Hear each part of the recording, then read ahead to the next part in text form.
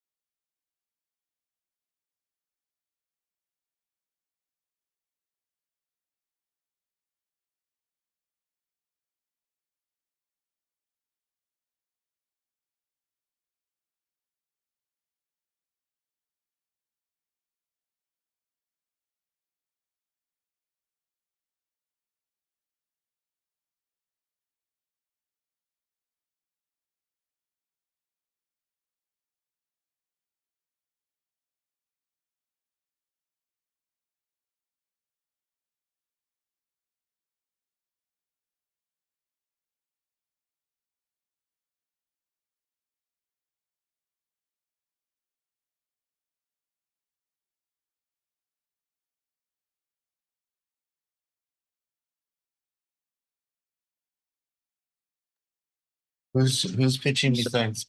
Thought we were gonna have more people. Los Montejanos, yeah. Joe was telling me that. This thing's super. Okay, let me know when we're ready. Should I just push it back?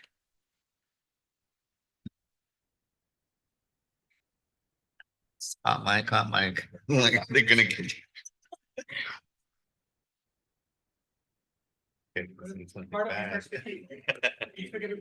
What's up? What's up? Yeah, I think that's good. That's good.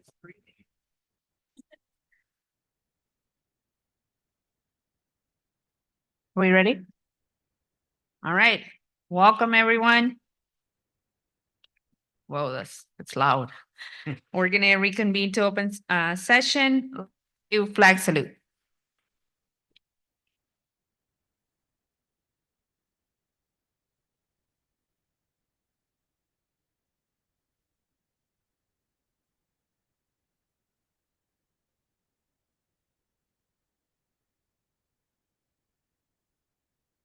Right, there is no report taken in closed session, so adoption of the agenda. Can I have a second? All in favor? Aye.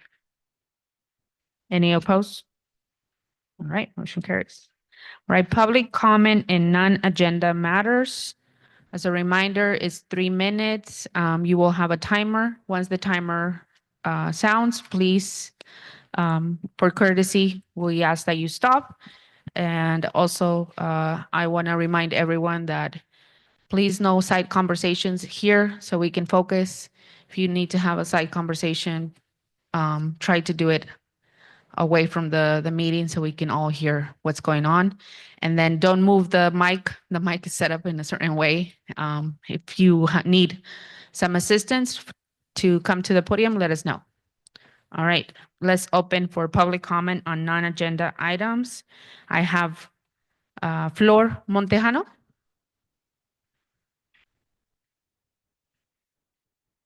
My name is Flor Montejano, and I'm a North County Condo chair parent. It has been brought to my attention by our administration that it may be unlikely that our cheer coach, Sally Jimenez, might not return next year. Sally has led our cheer squad for the last several years after we were almost forced to abandon our team from a lack of willing coaching. She has done an amazing job over these last few years, and as a varsity parent, we have had nothing but a pleasure experience working with Sally. Unfortunately, this year was filled with internal strife for our varsity coach and our team, brought on by the behavior of our JV coach, a cheer parent, and a classified staff member. This coach has now shared that as a certified staff member, she has the priority and will be taking over next season. I have met with our site admin repeatedly about these issues, and it was recently shared with me that because of certain rules, this may be accurate. It is frustrating to think that any coach of any sport can come into our school and take a job no one wants. Then when the going gets good, they can lose their team because a certified staff member not wants it. If Sally had not done an amazing job, and if the parent now claiming to be taking over had not had multiple admin documented issues and run-ins, then changing coaches would not be a big deal. But neither of those are the case. As specifically this year, Sally did an amazing job, not because of her JV help, but despite it. Having watched the actions of our JV coach all year and having been the target of one of her numerous outrageous allegations, I do not feel comfortable with her continued participation in our program in any role. Any individual who will lie directly to admin about what others said or did is a threat to the safety and mental health of our children. And unfortunately, the exact behavior was witnessed multiple times this year. I want to be clear that Sally Jimenez has done an amazing job this year and previously, deserves to continue doing an amazing job, and deserves the support of those around her. Furthermore, our kids deserve the best possible environment and experience, and Sally and her kids together create that. Thank you. Thank you. Any other public comment on non-agenda items? All right, Zoom? Okay.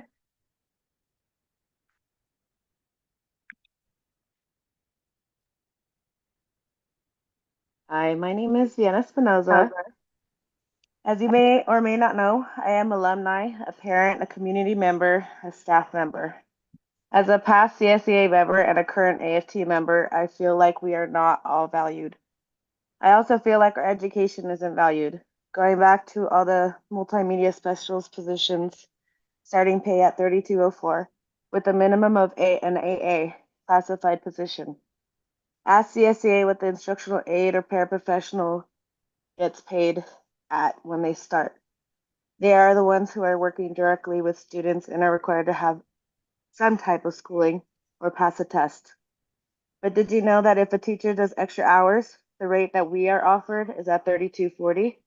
Yet we have AAs, bachelor's, master's, and their credentials, but our education isn't reflected in our pay. Why would people want to become a teacher when they are getting paid working outside of the classroom? You guys talking about future leaders. We are the future leaders. A lot of our positions are being eliminated at the bottom, but are being provided for the top with no pathway for us through the district to get there. I have a master's in educational leadership, but I don't have a pathway to get my credential because it costs a lot. It's an additional $14,000 just to get a preliminary and an additional $14,000 on top of that to clear it. So it's really difficult for you to ask your staff to move up towards those positions when it's going to cost us another $30,000 that we cannot afford. Thank you. I hope you hear us. Thank you. Any other public comment?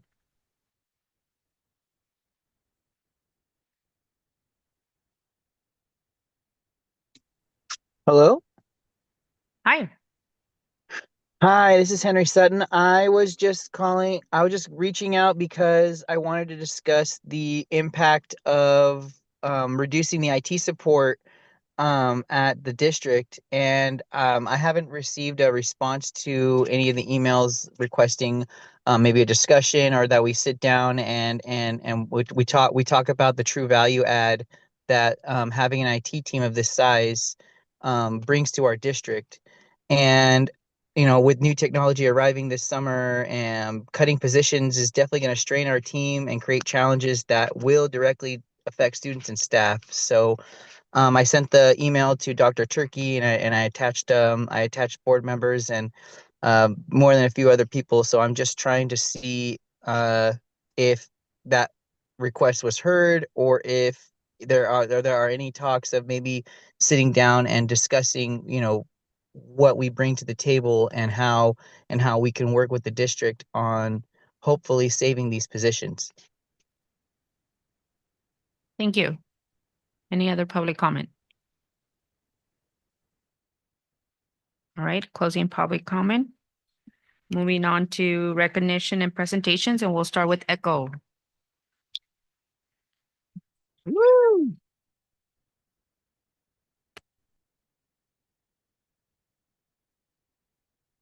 What I'm talking about.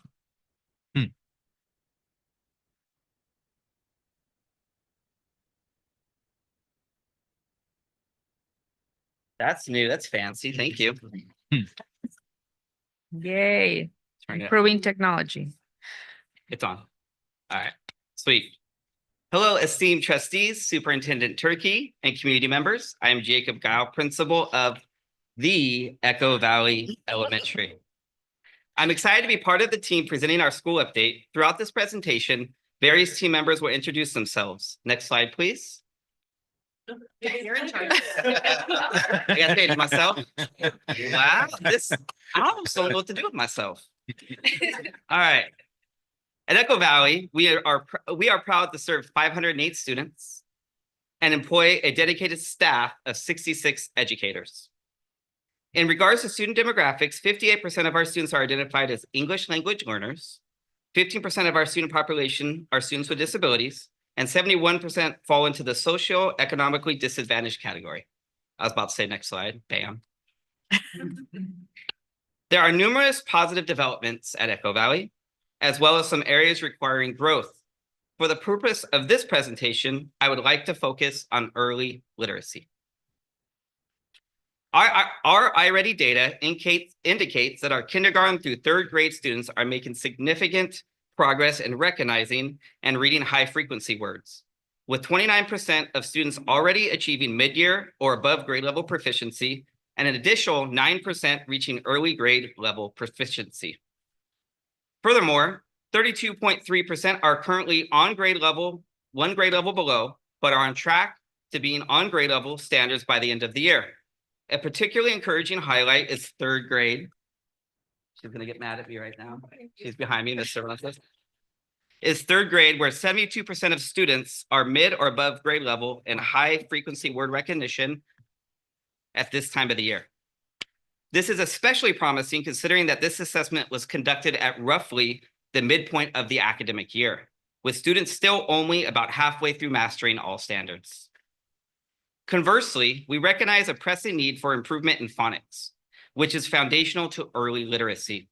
The results from the second iReady assessment administered in December revealed that 15.5% of our K through 3 students are at a mid or above grade level area, with 7.5 performing at grade level, 41% one grade level below, which could be considered on track or on the bubble of being on grade level at the end of the school year. We also observed 28% of our K through third students 2 grade levels below and 8% 2 or more grade levels behind. To address these challenges, Echo Valley, with support from my dynamic academic TOSA, Nicole Wall, shout out Nicole Wall, I've always wanted to say that, shout out, know you're watching, is implementing several strategic initiatives. These include frequent and formal classroom observations during phonics/ELA Tier 1 instruction to identify areas of need and provide targeted supports. We are also facilitating phonics lesson modeling, peer observations, and grade level data discussions to form small groups and implement progress monitoring tools. Additionally, ongoing coaching support is available upon request. In first grade, new teachers have observed veteran teachers at Castroville Elementary. Shout out Gigi, thank you so much. Thank you, Castroville Elementary, for your collaboration. This was followed by post-observation debriefs and collaborative client sessions with our academic TOSA, Ms. Wall. New first grade teachers also participated in a full-day benchmark phonics training led by a benchmark representative. In addition to these supports, our Tier 2 and 3 team is also meeting weekly to analyze data to ensure the implementation of best practices tailored to site needs. Some next steps to address these needs in the upcoming school year are implement designated phonics blocks for K through third, train intervention support assistants and additional research-based Tier 2 interventions for implementation during the following school year, create additional common daily routines for kindergarten through second grade, and enhance lesson preparation resources. Yes, the meme works. In reviewing LCAP 2, we would like to provide an update on our DJ Club progress. I'm pleased to introduce a video update featuring DJ Iz Avila, the co-founder of the DJ Club, a 5-time Grammy Award-winning producer, and the musical producer for the 2024 Super Bowl halftime show. Awesome.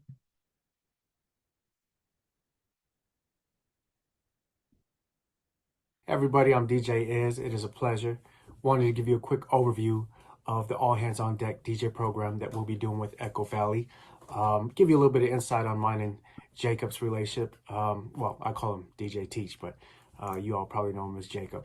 Our work started when he was at Marina Vista, and just, it was amazing being able to see what he started with the program and, to get kids excited about music. I had the honor of attending an assembly that he curated, and it was so cool to see these young minds excited about DJing. And so here we are now at Echo Valley, and we're looking to set the same thing in motion with the All Hands on Deck DJ program, and bring in support with a couple of brands that I've worked with throughout the past, which is 2 companies, one called Rain, the other called Newmark, who will be supplying a lot of the DJ equipment for the kids, free or no charge. And the beautiful thing is to bring companies like that who understand the impact of music and the arts in schools. And so we're excited to get this program up and running. And, I'm really looking forward to what this turns these creative minds into. It's beautiful to see these kids start at literally the fundamentals of DJing, and now they're DJing their own dances, or they're DJing local community events. I think that's a program that continues to live even beyond the program, and to see kids aspire to do something, aspire to be something, and just have it complete fun and enjoying playing music. And so being able to kind of peel back the layers of what DJing is, right? It's more than just playing music from your turntables or your laptop. It's understanding that the need to assess the crowd, right? Who wants to hear what? How do you keep people excited? How do you keep people having a good time, motivated? And all the way down to connecting the equipment, loading up your laptop, playing clean versions and all those things. And so we're really looking to introduce the fundamentals of the art form of DJing. And so I'm excited to do this once again with Jacob. And you never know where something like this is going to go for these kids. I think the more we have the ability to put something in front of them that is creative, that is musical, I think it allows their imagination to just continue to soar. So I'm happy to be here. I'm happy to bring as many resources and opportunities that I can to our kids. Once again, I'll say talk about career and college readiness. I'll click for you. Thank you. Teamwork. Good evening. My name is Catherine Horton. I'm the assistant principal at Echo Valley. And I'd like to share some with you about our student engagement and how we're connecting with students. You can see by the meme how much fun we have at our glow parties. This is probably my favorite of all glow party moves that this little guy has. But the one piece that we found when we were working with our safety committee is our sixth graders were in need of some support. 52% of them felt that there were caring adults at school. So that left a big chunk of kids that didn't feel like they had a caring adult. 43% of them saw themselves as capable as their peers. And 58% felt connected to school. So that was a red flag for us. And that was something we wanted to focus on.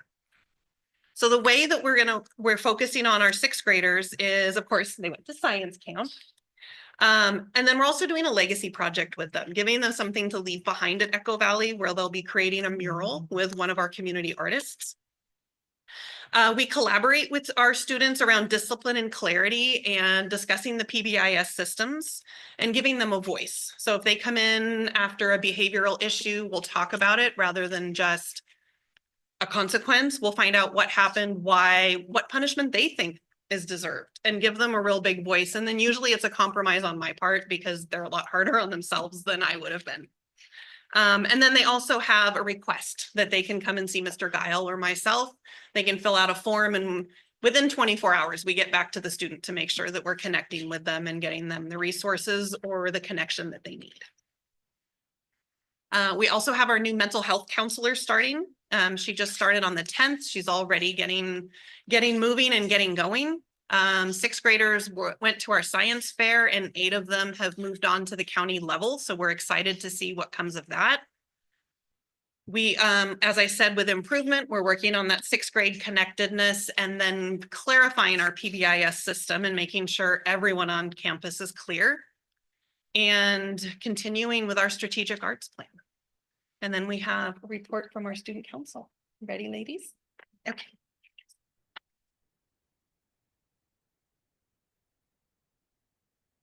Hello, my name is Nancy Cervantes. I'm student council advisor. I have Christina, our Echo Valley president, and Aide, our Echo Valley student council representative.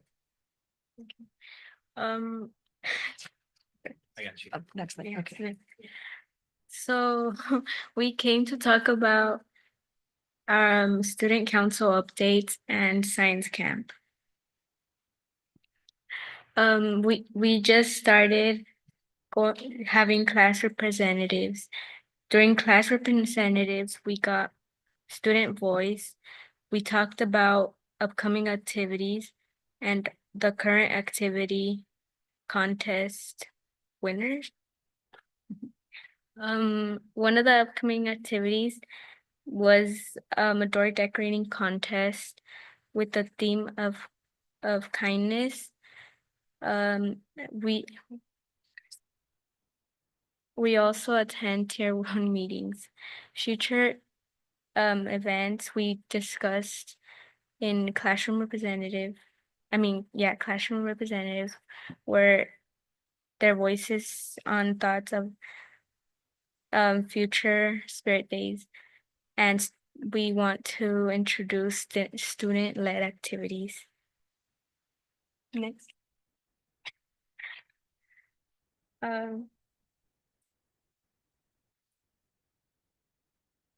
Sixth grade has went to Koinonia Outdoor Science Camp from January 14th through the 17th. Next, I will be talking about activities.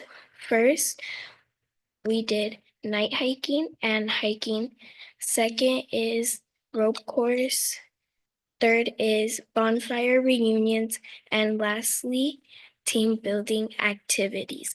So now I will be talking about my personal experience. I had lots of fun, first of all, and I loved my cabin leaders and my team. I also, my favorite part was rope course, night hiking, and hiking.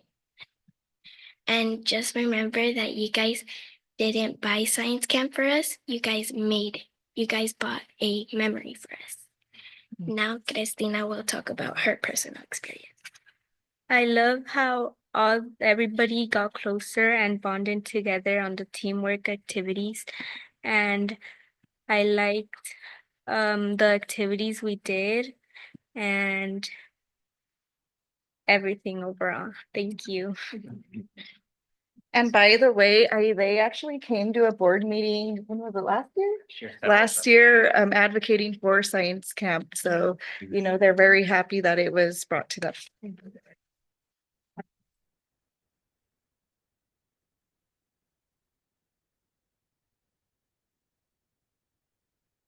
So Echo Valley is working on strong connections within our school community. And one of my favorite initiatives has been our cafecitos. So we've had several cafecitos on various topics that were asked for by our parents. So we've done mental health, bullying, drug and alcohol prevention. And our next cafecitos requested by parents is going to be on immigration. Parents have shared that holding these gatherings in Castroville has increased accessibility. Thank you, Gigi. And we continue to receive positive feedback on the delivery of our presentations. Our last presentation was unique because we did half presentation and half conversation around a roundtable and was able to really hear parents' concerns and experiences and what they wanted. So moving forward, we are planning to continue that framework where we have a presentation, but also time to just sit around and meet and talk about what's important to parents in the community. We have found that RSVP slips have increased our engagement and participation in our cafecitos, as well as personal phone calls. So we'll be continuing to do that. And moving forward, we're going to continue to combine our ELAC and our cafecitos meetings together around those parent requested topics to increase the parent engagement at our school. Thank you. Oh, and I'm Nikki Chase. I'm the school psychologist at Echo Valley Elementary. All right, so for staff engagement and connectedness, and you're going to keep hearing this theme throughout our presentation because we really want to make sure we're connecting with every part that is Echo Valley Elementary. What's going well? Mr. Guile and I hold listening sessions with our staff, classified and certificated, have the opportunity to sign up with us, and we sit and it's what it is, we listen. Then we take those notes, we create a pattern of what we're seeing, and we respond to the staff to let them know, this is what we have control over that we can change. Here's a piece we're working on. Here's something we don't necessarily have control over, but we hear you. So we make sure that the staff has that response from us. We have a new newsletter that is going out to staff, just highlighting the week. This is what to expect. Here are the links you might need. Within those listening sessions, staff has unanimously said it's a positive climate for them. They feel comfortable coming in and talking to us. They feel comfortable at the listening sessions. When there are difficult discussions to have, we're able to do that in a trusting way. And then they are receiving release time based on for collaborating over data. What we're still working on is improving that collaboration during PLCs. And from the listening sessions, teachers wanted an agenda. So we were able to create an agenda with an area at the bottom for them to tell us what else do they need. So it's just a constant cycle for us of hearing from our staff. Moving from the current arts integration coaching to a structure of outside support is coming. We will start having strategy keepers for our art strategies. So we'll have staff that can come in and be released to do some examples with teachers. And then more engagement with our PDSA cycles. Our next steps are, again, looking at the strategy keepers, implementing that strategic arts plan, and then an additional art specialist push in support during instructional time. So getting our art specialists to continue going into the classroom and giving teachers the support they need. And it's support that's around the curriculum at this point.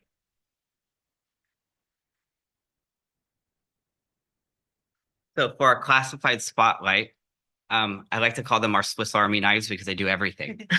Our behavior technicians, Brittany Jimenez and Ruby Medina Aguilar, are some of the most requested people at Echo Valley Elementary.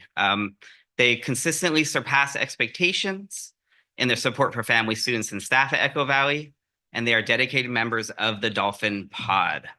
Their compassion, care, and steadfast commitment to Echo Valley is truly exceptional. So we shout them out. They're wonderful, they're reliable, and they help us with any type of behavior issues, interventions, anything really we need help with. So very, very valued members of the Echo Valley family. And our next one for certificated spotlight, you met our lovely psychologist. Again, both Miss Chase and Miss Aguilar, who is our RSP teacher, are integral members of the Echo Valley team. Their contributions are evident in their consistent application of behavioral supports, instruction aligned with IEP goals, and exceptional ability to foster relationships with students, staff, and families. They exemplify care, compassion, high expectations within the Echo Valley community. And these 4 women that we just highlighted, Echo Valley wouldn't be the same without them. We can rely on them every moment of the day.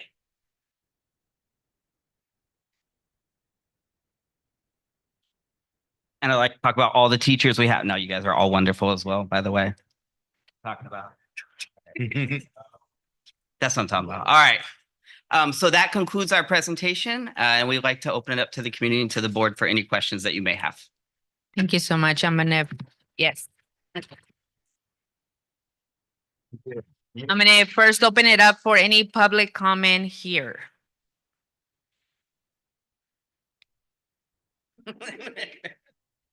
All right. Any public comment via Zoom? All right, closing public comment. I'll start with Julia. We have someone? Okay. We move at the speed of light, but we'll slow down. I just wanted to give Echo Valley kudos. I'm the school site council president. Again, it's me, Vienna Espinoza. We put a lot of effort in making a difference at the school and evaluating the data to make sure that we're going in a good direction. I can definitely say that we've improved in the last 3 years. So kudos to the staff that we have there. Because if it weren't for them, our kids wouldn't be improving. So thank you, Mr. Guile, all the staff that help, the teachers, everybody that's on the ground. Thank you. Any other public comment? All right, now closing public comment, and I'm gonna start with Julia. Thank you. I just had a few ideas as you were going through the presentation. So the math and fluency competitions, Pi Day is coming up pretty soon. It's in 2 weeks, 3/14. And I know at the high school, Mrs. Buena, one of our math teachers, puts on a big competition. Obviously, the main one, all the numbers of pi, trying to name all of them, and a bunch of fun math activities, and maybe some of your students could do that. And I liked the science camp because I remember science camp was one of my favorite things at elementary school. But I also remember after our promotion, we had a little mixer on the last day of school. I don't know if you guys do that, but that would be a fun thing for the 6th graders. And also lunchtime activities. We do a lot of intramurals at the high school. So staff versus students, bridging that like connectedness, seeing the staff play like just some volleyball games or basketball games, and all the students get to watch and participate. And also, I think it's a good thing that you have your newsletter because as as a student, when teachers have their agenda and we get to see the things, I don't know if Mr. Packham's here, but he always sends out the agenda for the next week. And I feel like I just, as someone who like gets stressed, it gives me a sense of security. And if I'm absent, I know what's happening. I don't need to stress about it. So I think that's a really good thing that you guys do. But yeah, that's Thank it. you. Do you want to respond to any? Oh yeah. Yeah, everybody's invited to our Flipper Fest that we hold at Royal Oaks on May 31st. Last year we had about 800 people there. Oh my gosh. There was a really fun DJ. No, honestly, like the spotlight of that day is our staff. Like our teachers and staff are superstars. Imagine you're having 508 students going from station to station within 15 minutes. So shout out to you guys. That was wonderful. So in that we have competitions, we have it's like a huge art festival and everybody's there. Ness helped us feed about 150 community members and all staff got fed. So that's like our end of the year thing, which is super fun. You got to come this time. Yeah. All right. Okay. And yeah, regarding our math competitions, we're open because this is something we're starting. I'm not saying we've arrived. We're doing, in the past, we've done multiplication challenges in preparation for testing and well, just for math fluency. But yeah, thank you. Thank you. All right. I'm going to move to Rick. Great presentation, guys. Thank you so much. Students, you guys are awesome as usual, knocking it out of the park.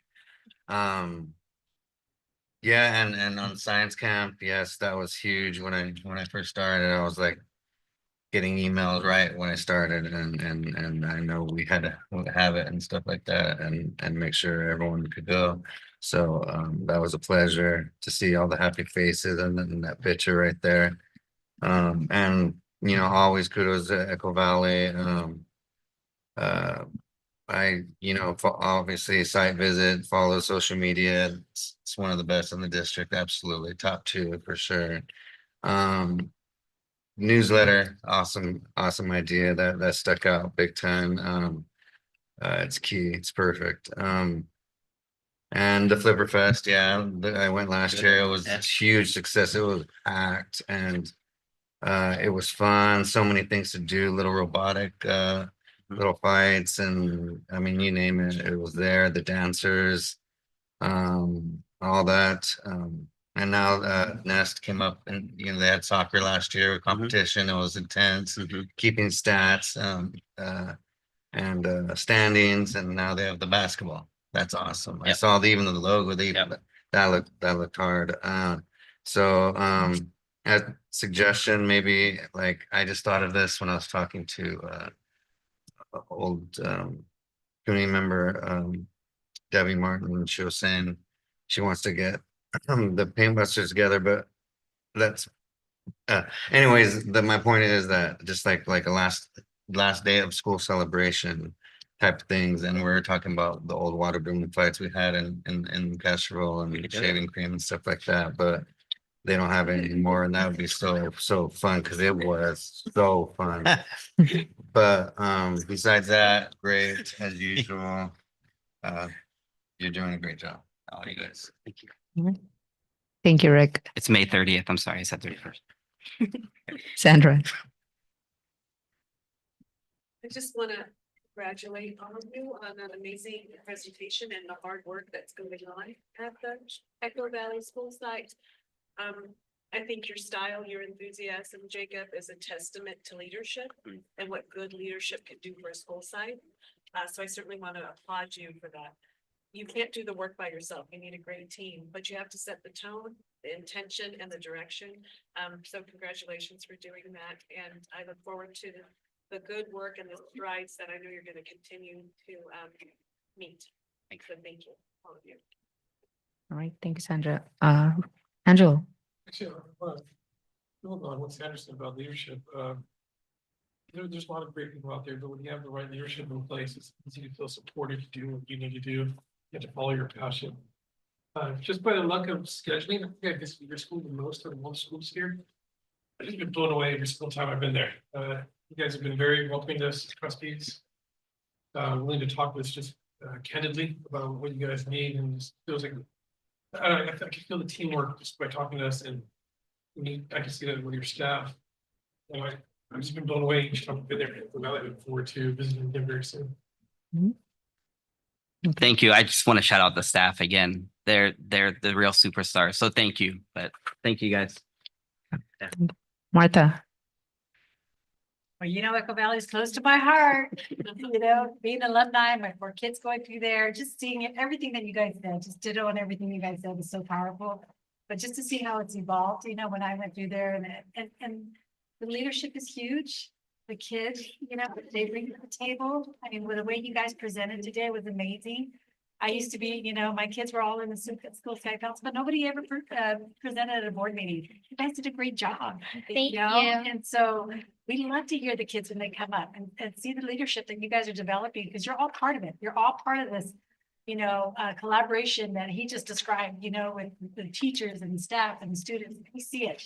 And I also have the honor of going on site because my granddaughter goes there, the preschool. So I get to go in there and I see exactly everything what they just described. And I've told you guys many, many times, the environment that I feel when I go in there is so positive.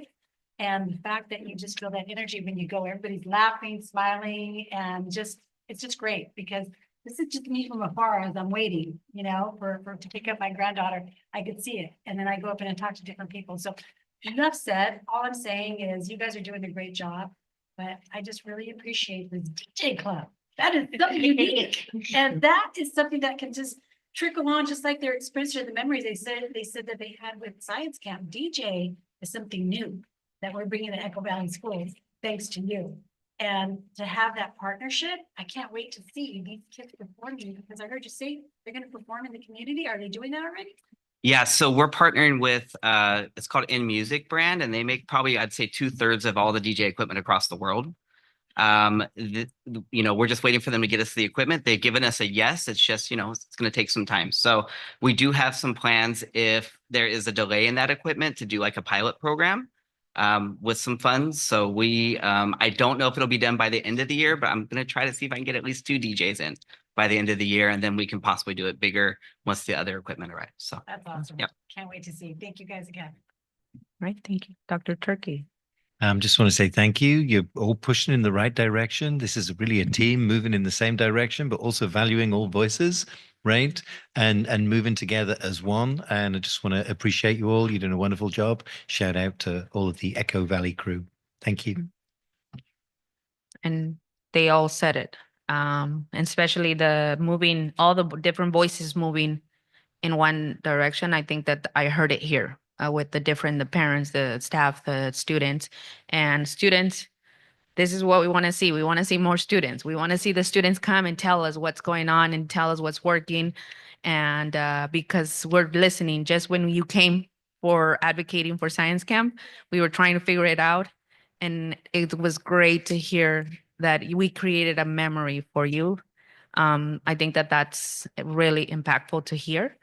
And also to know that that's going to stay with you for the rest of your life, a core memory, right?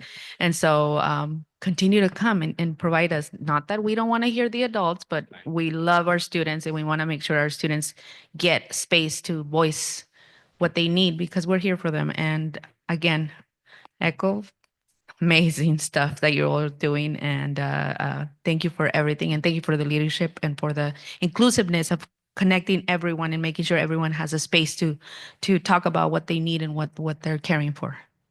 So thank you. thank you.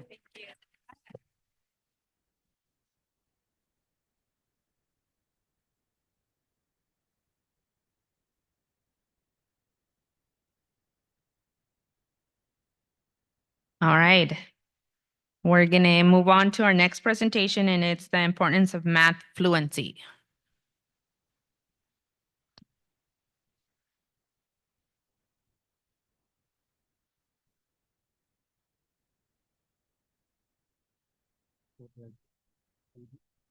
So, I'm not quite sure Do I need a microphone? I'm not quite sure why my name's up there in the lights because I was a very small part of this. I just, when I was at the district level, I ran a couple baselines. So I'm a very minute part of this whole thing. So I'm here to, so greetings board, president, trustees, superintendent, Turkey, and community members. I'm going to read from a script. I know Adriana speaks from her heart. She made that clear. She doesn't use scripts, but I'm going to use a script. I'm going to use a script for the sake of brevity so I can stay on track. So last year when I worked at the district level supporting all sites, I met our math passionate Elkhorn parents, Mr. David Margulies, while I was modeling best practices in classrooms at Elkhorn. And David was there. I was modeling and for the teachers and the students, and David was there to work with small groups around math fluency. Surprise. We spoke afterwards, which led to our shared understanding of the importance of ensuring student math multiplication fluency and meeting that prerequisite foundational skill in order for students at higher levels to have the confidence and skills to access that grade level content. This is a century-old problem. We noticed the gaps. We commented the gaps in math fluency. And I've been, outside of the classroom, I've been overseeing curriculum and supporting teachers and hyper-focused on data for 12 years. And I did notice that gaps in math fact fluency is a math impediment, main impediment to student math confidence and stamina and success to reach grade level standards. So we decided to quantify it, which we did, to measure it with concrete data. I pushed into, this is my little piece, so I don't know why my name's at the top, but I pushed into all the classrooms and into Castroville classrooms to gather math multiplication fluency across grades through 4 and how it correlates to student success on the CASP. And then Mr. Margulies has more on this. So that's how it has. Great, thank you so much. You could put the mic back. They'll adjust the sound. Yeah, so I'm going to be talking about math fact fluency, and I greatly appreciate the opportunity.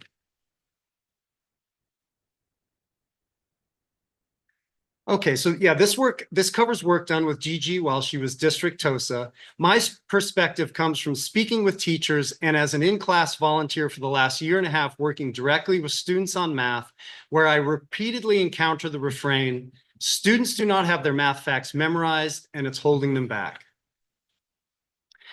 Our state standards are explicit in their direction for memorization. Standard, by the end of grade 2, know from memory all sums of 2 one-digit number. By the end of grade 3, know from memory all products of 2 one-digit numbers. So math fact memorization is not a new suggestion. It is in the standards. It is what we are expected to teach, and it is supposed to be accomplished by the end of grade 3. Nationally convened expert panels on math instruction emphasize the importance of automaticity with math facts, and they reach their conclusions after an extensive review of the literature as they describe in their reports. The Federal Institute of Education Sciences in their practice guide says, quickly retrieving basic arithmetic facts enables students to follow explanations of new ideas and have more mental energy to understand complex tasks, concluding building automatic fact retrieval is an important goal of intervention. The National Mathematics Advisory Panel in their 2008 final report state, computational facility requires the automatic recall of addition, subtraction, multiplication, and division facts. So if our professional development does not emphasize automaticity, then not only it is in contradiction to these reports, but it is ignoring the vast body of cognitive literature that is supporting these reports. So you should question whether it is evidence-based. There are 5 reasons why research shows math fact fluency positively impacts learning rates. 1, increased rates of practice. This is simply a fluent student finishes more problems in a given time, so more opportunities to respond. The more problems you can do, the more practice you get. And we all know practice makes perfect. I see this all the time, like with a worksheet on factoring, an essential skill for finding common denominators and working with equations. A fluent student will finish the worksheet in like 3 minutes, while a non-fluent student will take like 20 minutes and not be accurate. Also, the CASP-like problems are often at the worksheet's end, so a fluent student practices more of those. And skipping the foundational skills and going straight to the CASP-like problems is not a path to success. Fluency gives more efficient learning, and comparing multiple problems in a short time frame enables connecting skills and strengthens conceptual understanding. 2, increased rates of reinforcement. Successful problem solving is reinforcing to a student, confidence building, something we can all relate to. Less effort is required to do a math problem. Worksheets, homework become easier. Students are more likely to start, engage, persevere through, and finish a task that is reinforcing. 3, cognitive load. And this relates to how students think and learn. It refers to that working memory is limited, something we can also all relate to. Think of cooking and trying to follow a recipe while someone is speaking to you. You say, wait, I'm concentrating. And this is your working memory completely occupied trying to follow the relatively simple recipe. So when problem solving, if a student's limited working memory is occupied calculating simple math facts, problem solving may be inhibited. For example, I was working with a non-fluent 6th grader on a performance task involving how many times 7 goes into 31. She considered this using the strategy she had been taught to figure this out without math fact memorization. And after 20 or 30 seconds said 4. So I said, okay, continue with the problem. She looked down at the problem and said, I forgot what I was doing. And this is because her working memory was completely saturated calculating simple math facts and problem solving was stopped cold. These facts need to be pulled from long-term memory. Fluency allows isolating a new skill, not using a procedure to figure out a prerequisite skill to practice the new skill. 4, fluent students are more likely to maintain skills. 5, generalization. This allows quantification of what know from memory means. Generalization means a student can apply knowledge of a learned skill to learning a new related skill. So for example, addition to subtraction. And as Angelo described, his algebra students struggled with negative numbers, a concept essential to working with equations. So if a student knows 7 minus 3 is 4, can they generalize to minus 3 plus 7 is 4? And fluent students can do this because research indicates students need to be above 40 digits correct per minute answered on a math fact fluency test for generalization to occur. Lastly, we all want to be inclusive. Fluent students are more likely involved in the math conversation. So any of these reasons by themselves is powerful, but all 5 taken together is why math fact fluency is a hugely important foundational skill. Okay, so where are we? Gigi did the following multiplication fact fluency assessment. All products of digits 1 through 10, 100 products, 5 minutes, 3 seconds per product. Students need to be at 35 digits correct per minute to finish this test. This is slightly lower than the generalization threshold, which implies this test sets the bar slightly low, and students should be able to do this test.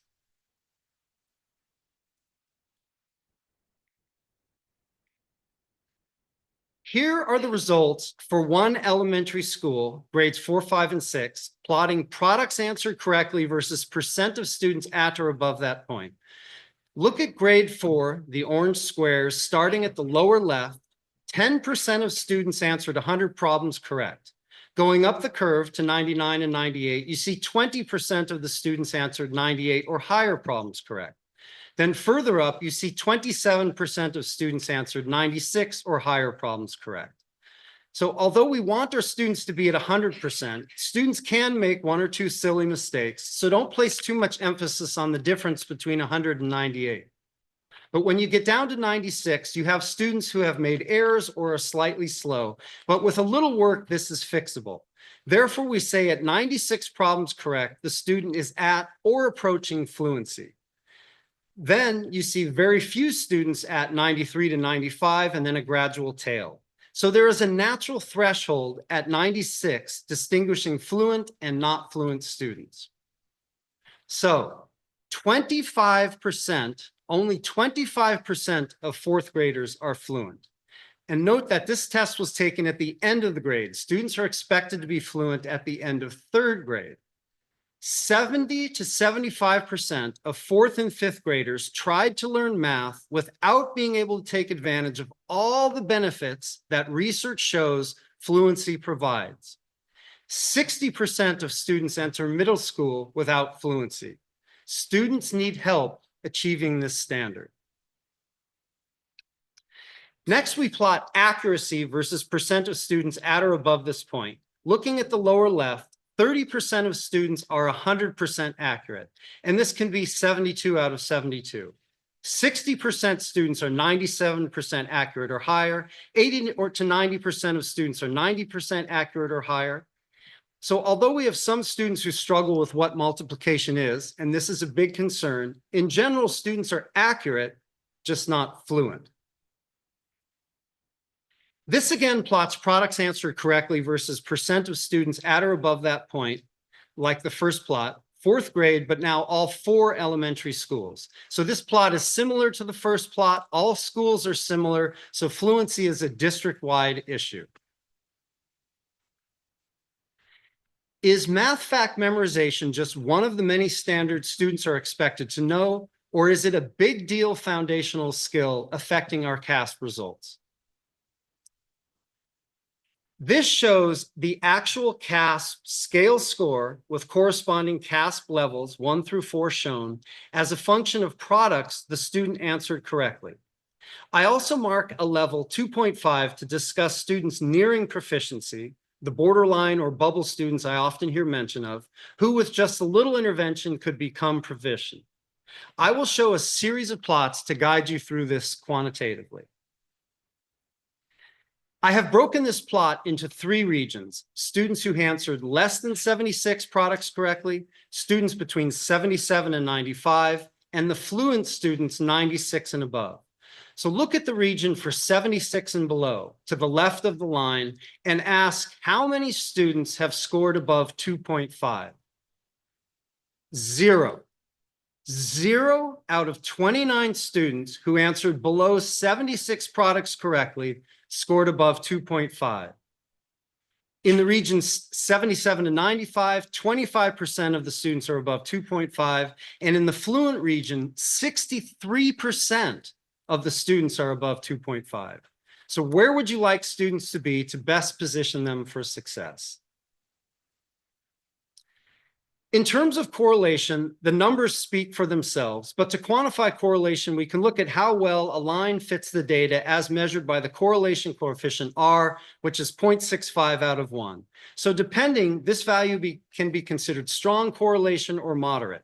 However, this is a ceiling limited test, meaning there were a fixed number of problems to answer. Our fluent students, circled, finished the test in 3 to 4 minutes. If they had more problems to answer, they would have, which would have moved their points to the right, better fitting the line, increasing the R value, meaning this R is actually an underestimate to the correlation in this data. Okay, there are some students who are fluent, the circled ones, yet struggled on the CASP. Why? To understand this, we looked at the role reading plays in math. We have separated the students into those who scored ELA 1, the open circles, and those who scored ELA 2, 3, and 4, the filled circles. The open circles tend to be lower than the filled circles, indicating you have to read well enough to understand the math problem to do well in math. Note that the students who are fluent but did poorly on the math CASP are struggling readers. So it is possible that the reason they are struggling in math is simply because of reading comprehension. Now we separate the students into 3 groups: ELA 1, ELA 2 and higher, and a third group, the red triangles, who are ELA 2 and higher and fluent. 85% of these students are 2.5 and higher. So if you can read well enough and you are fluent, you are in a group that achieved reasonable success at a very high rate. So this begs the question of, if you got all students fluent, would you improve the proficiency rate of the not fluent ELA 2 and higher students below 96, currently successful at a rate of only 14%, to 85%, basically doubling your proficiency? In the interest of time, I put the plots showing the data for 4th and 6th after the presentation and made this summary slide. The top table summarizes the 2.5 and above group. You can see in the left column, students below 76 struggle on the CASP, especially in 5th and 6th. And on the right column, fluent students in 4th and 5th have a high rate of success. Two questions arise. Do the students who achieve success in 4th grade without fluency maintain and generalize their skills to 5th grade? The data indicate they may not. Also, the data indicate fluency needs to occur earlier than 6th grade. What can we do? Math fact fluency needs to be a district focus. We need teacher buy-in, so teachers need to be made aware of the research on why fluency is so important and the data. Then we need a program that requires minimal class time, and it would be great if it were free. This exists, the Facts on Fire program. It meets students where they are and scaffolds them to fluency. All 4 operations, benchmarks, and assessments. 4 minutes per day. To wrap up, I want to point out that fluency is consistent with our LCAP goals. We particularly want to avoid a situation where non-fluent students are unable to take advantage of all the benefits research shows fluency offers day after day, causing a snowball effect in their learning, leading to disparities. I want to relay a conversation I had with a parent in this district. Her 5th grade son did not have his multiplication facts memorized, so I said, you know, this is actually an important skill. Her response was so powerful because it summarized so much of what we are dealing with. She said, I know it is, but my son is in the before and after school NEST program. He is at school from 6 a.m. till 6 p.m. Are my husband and I supposed to come home from our long days and after our son has been at school for 12 hours, teach him more because it did not happen at school? Why isn't this happening at school? And she is exactly correct. We don't have 4 minutes in a 12-hour day to do this. So I know this is much easier said than done, but it has to happen.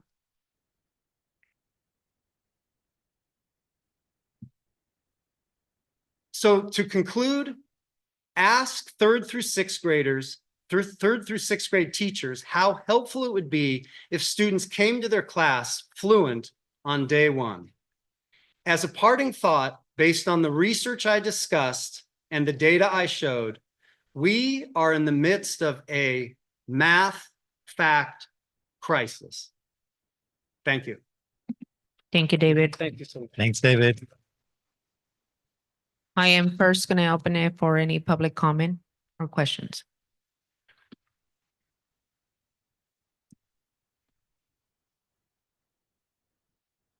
Hello, Cassandra Quaylar, 2nd grade teacher at Elkhorn. As a 2nd grade teacher, I know that fact fluency is very, very, very important. In this district, it's very sad that teachers are having to randomly create their own fact fluency programs, if they even do their own program, because it's not easy to create a program, with no continuity in a district program that develops from grade level to grade level, because our district math curriculum is lacking terribly in this area. So it's something as a district we should really be looking at. Thank you. Thank you. Any other public comment?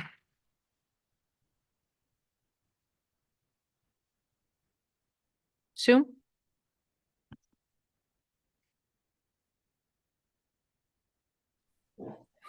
Hello. Hi. Hi, this is Amparo Jauregui Saldana. I'm a 3rd grade teacher at Prunedale. And I'm glad a parent has brought voice to something that the teachers have been trying to advocate for a long time. As Ms. Cuellar said, our math program is very old and outdated. As a parent whose students went through Prunedale Elementary, as a teacher, as a board member from a previous district, I'm almost going to say that I am begging that at this point, our district please consider a math program that will address the needs of all of our students. and that we make this an urgent matter, because our program is so outdated that I think I was part of that program as a substitute teacher more than 15 years ago. Thank you to the parents that are being concerned and bringing this. Hopefully their voice will be heard more than ours. And hopefully we can urge the board members to have finally a new math program be adopted. I can say my third graders, I'm giving them fact fluency. I have 8 of them that are finishing in that 98 percentile that Mr. Margile was talking about, out of 24 students in less than 5 minutes. And that should not be, because we're close to the end of the year. And I work hard. So I really would appreciate help with a program that brings in fluency at all grade levels. Thank you. Thank you. Any other public comment?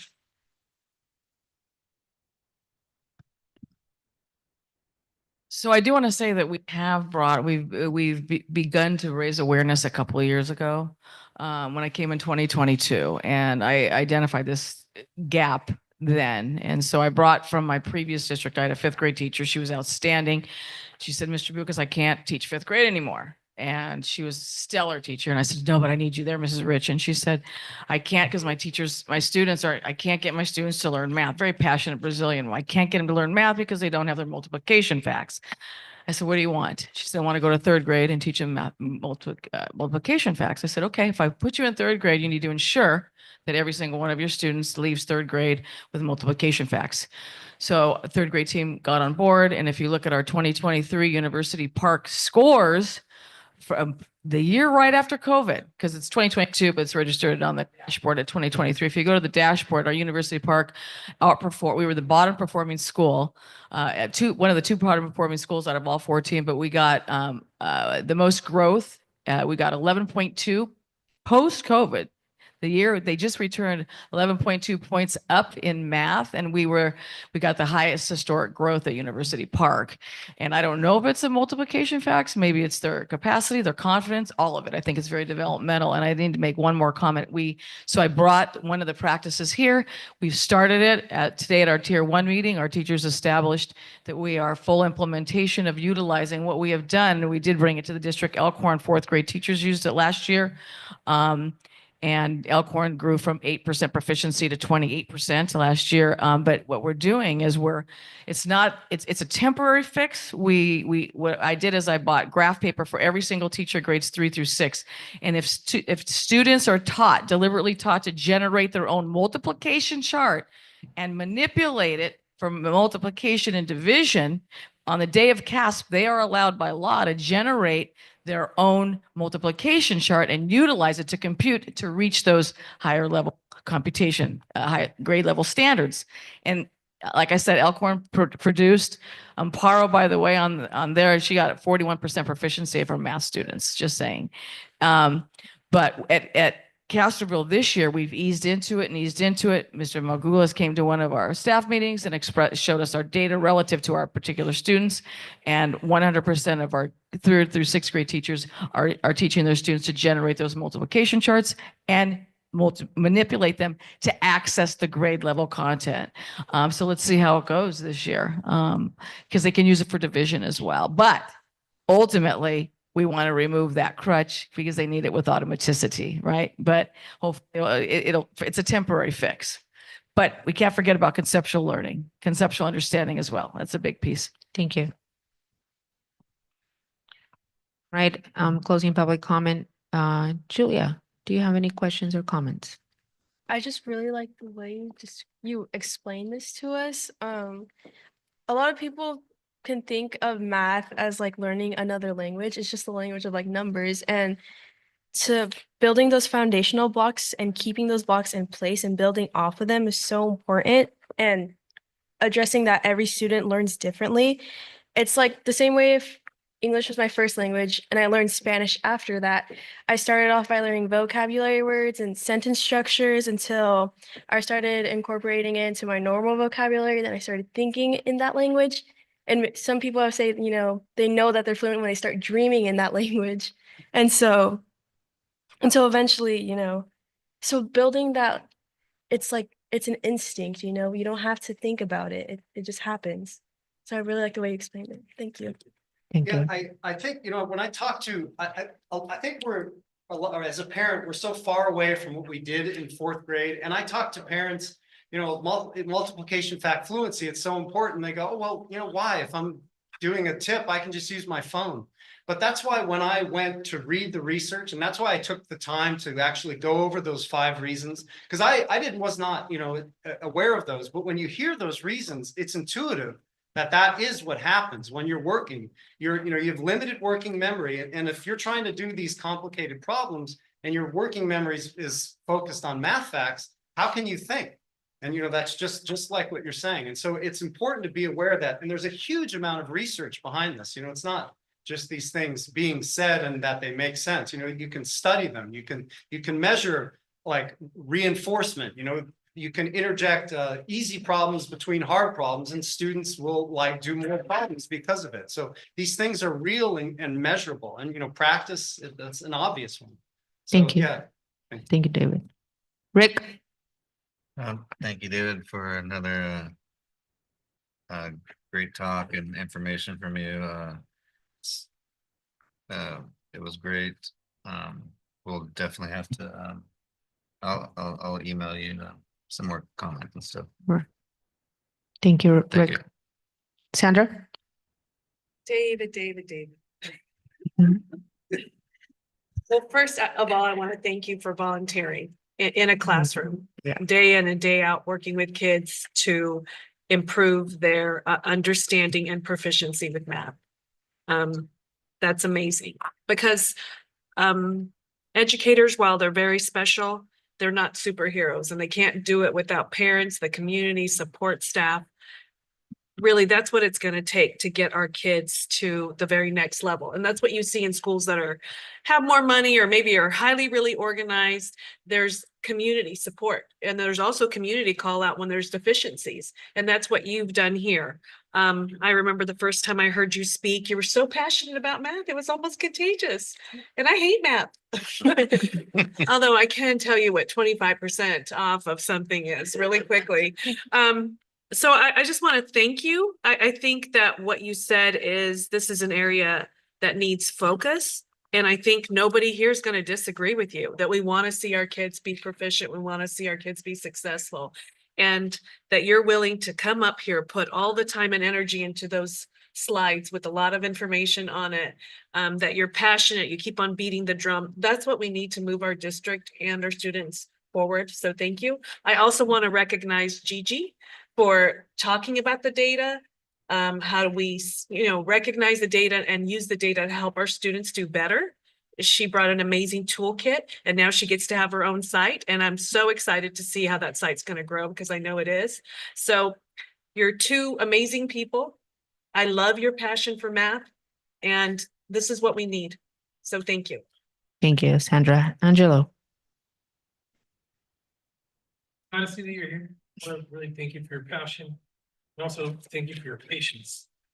Yep. It's a little bit of an effort to get from public comment speaking, well, you know more of the process than I do.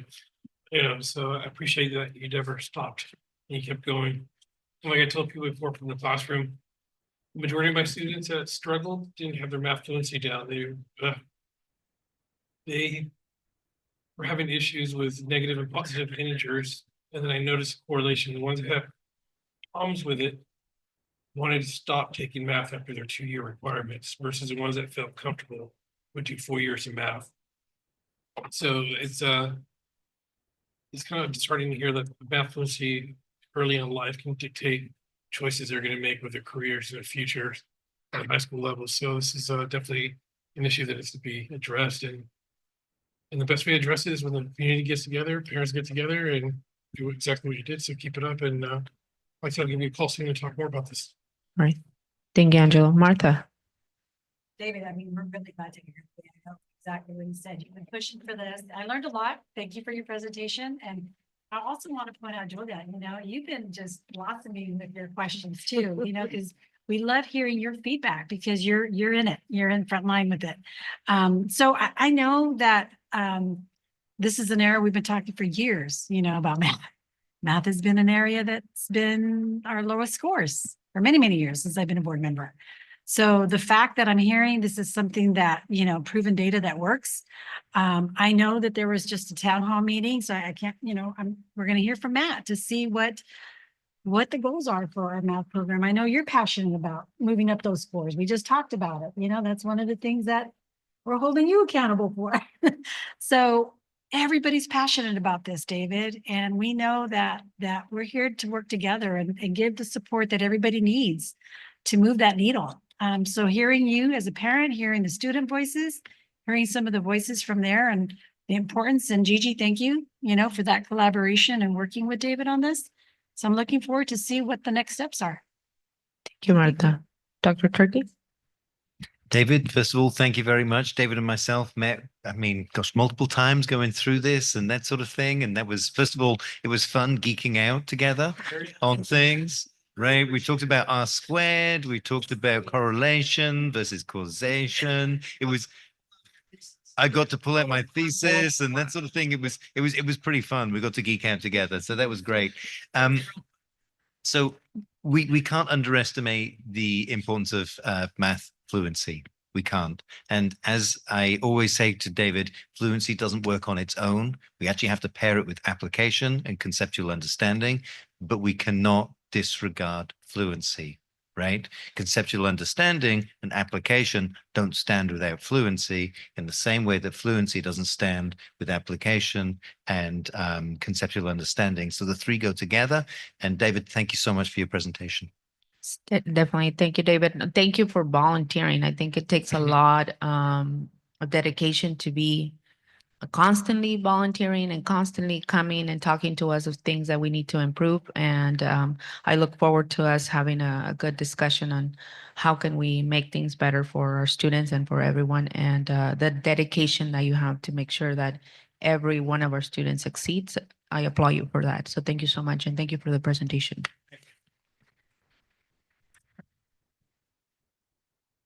All right, we're moving on. CSEA announced that they will not have a report, so we're moving to the Teachers Federation.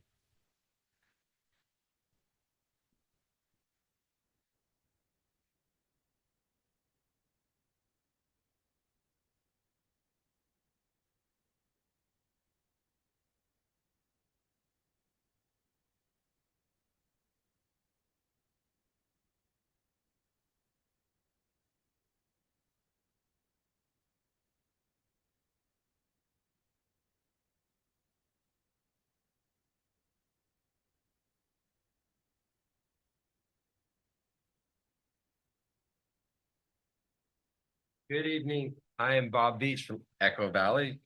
Saw some of my colleagues here earlier. Thank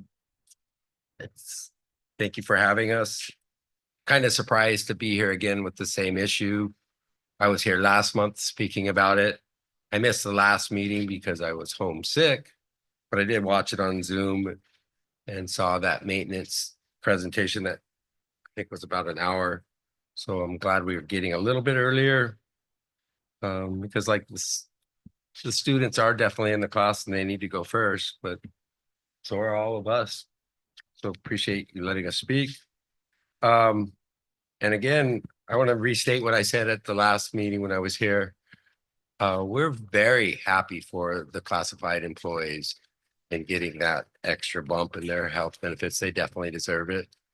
And so do we. And in my 30 plus years here in the district, this has never happened before where one group got something different than the other. And so now it is time to fix this. I've talked to some new teachers who are saying like, I may stay in the district where I live because they're not feeling respected. And they're like, why would I come here when I can get the same pay or better pay where I live? I don't have to commute. And I don't want Curtis to have to go through that again, having to hire all those teachers. So we really need to make sure this gets done. And I think we're close. I think you guys understand now that this is not just a few people in the district upset. This is a issue that it was not intentional, but it is something that needs to be rectified.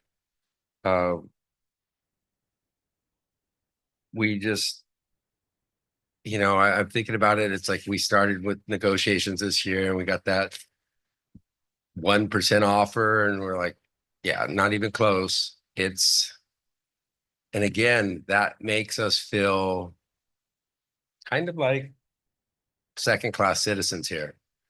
And I really hope that I encourage the board now, we need to solve this issue. And then looking forward, I would really appreciate the support of the board in making sure that when we go into negotiations next year, we do not get this kind of like low ball offer. We need to be serious from the beginning. It's great that the district's in a financial position that's very strong. And going forward, we're going to get the March revise. You're going to see those numbers again and probably by June. So I'm quite confident and I appreciate it. Thank you very much.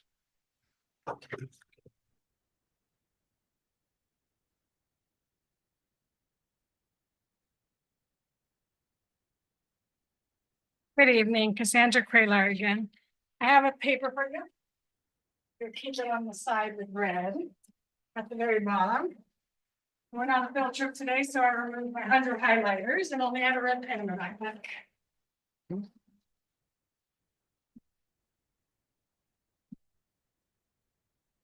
I recently went looking for information on district health benefits for teachers. For a while, my monthly out-of-pocket cost for my health insurance, employee only, has been around $375 per month. I printed out what I thought was the rate sheet for teacher health benefits.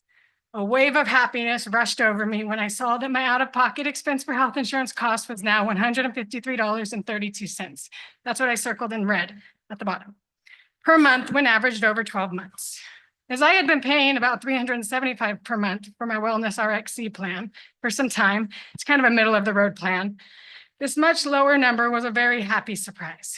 Saving over $200 a month on health insurance premiums would help me pay my yearly deductible and my out-of-pocket maximum that I sadly hit every year because of my many health problems I face.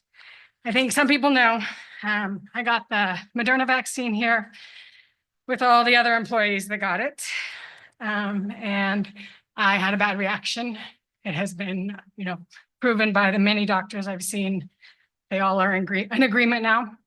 A couple tried to fight it for a while, that I had an adverse reaction to the vaccine.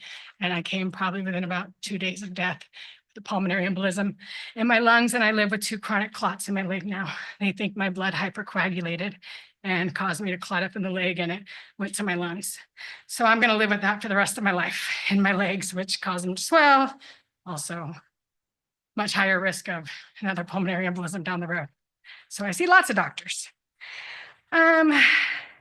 Saving money on health insurance premiums would also help me to pay for much needed dental work to try and save my teeth and infected jaw.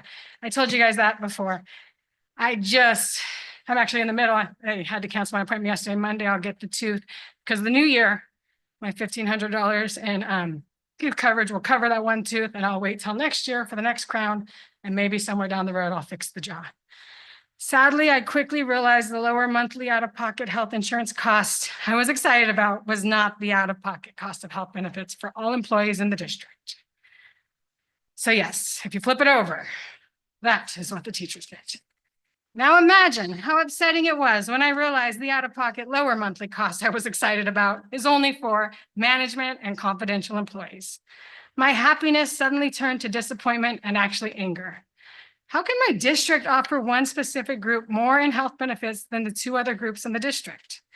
Why do some people who make the most money in the district also get the most in health benefits? How is that fair? Why is that? The district needs to do the right thing and offer all employees equal health benefits. I just got a bill for $564.33 from Salinas Valley Health, which is after my health insurance paid its part, for a liver ultrasound I had on January 18th. And the money I would save on my monthly out-of-pocket health insurance premiums, if you helped us with paying more for our premiums every month, would immediately go to cover that medical bill. Next month, I will have an MRI that will probably cost me another $500 to $1,000 out of pocket after insurance covers its part. Please do the right thing and make sure teachers and classified CSEA employees aren't paying more each month out of pocket for health insurance than management and confidential employees. Please treat all of your employees fairly. Thank you. Yeah.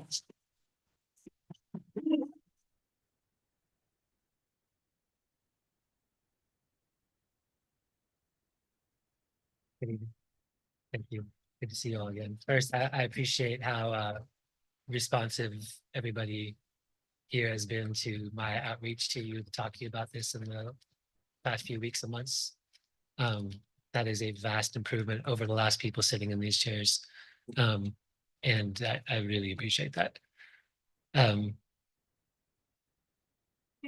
think a lot of you guys know my style, you know me enough to know that I'm very direct. I don't mince a whole lot of words, and I try not to waste your time unless it's something that's very important. And I definitely don't want to waste everybody here's time, because I know, as Mr. Veach says, we've all got to be in front of our students tomorrow morning, at the schools. But I have no problem going back to what Mr. Veach said about during negotiations to help the district with all the experience that we have at the negotiating table by sharing my perspective with the past, 7 or 8 CBOs and the financial status that we've been in at all. But ultimately, you guys are the boss at this table right here. And we can only do so much. And ultimately, there has to be a decision by the people sitting in front of us. Is this a problem or not? And if it is, there needs to be some direction given about how to fix this problem, because we can't keep up. I'm very proud of our union being very positive about this. And I think acknowledging that you guys are coming from the right place in this, and that it has not been what it's been in the past. And I think Ms. Chavrier can kind of speak to that here. It has not always been as positive and understanding when these kind of things come up with past administrations and past school boards. But I do think we're at a point where we have to know there's a decision being made. Is this something that the school board and district cabinet thinks a problem or not? And if it's not, I think that's going to be pretty hard for the people sitting here, standing in front of you to accept. But it'll sink in, and I think it's already been very well articulated what that might mean for what our district looks like. But if you do the other way, I think if it is acknowledged that there is a problem here that needs to be rectified, I think there has been a whole lot of discussion behind the scenes, in front of the scenes, all over the scenes about how we can work our way out of this. And I think direction at this point needs to be given so that this does not need to happen, like even one more week than it's happening now. Thank you guys for your time. Thank you. Thank you. All right. Thank you. Thank you. We're moving to our next item. Board reports, and we'll start with Julia.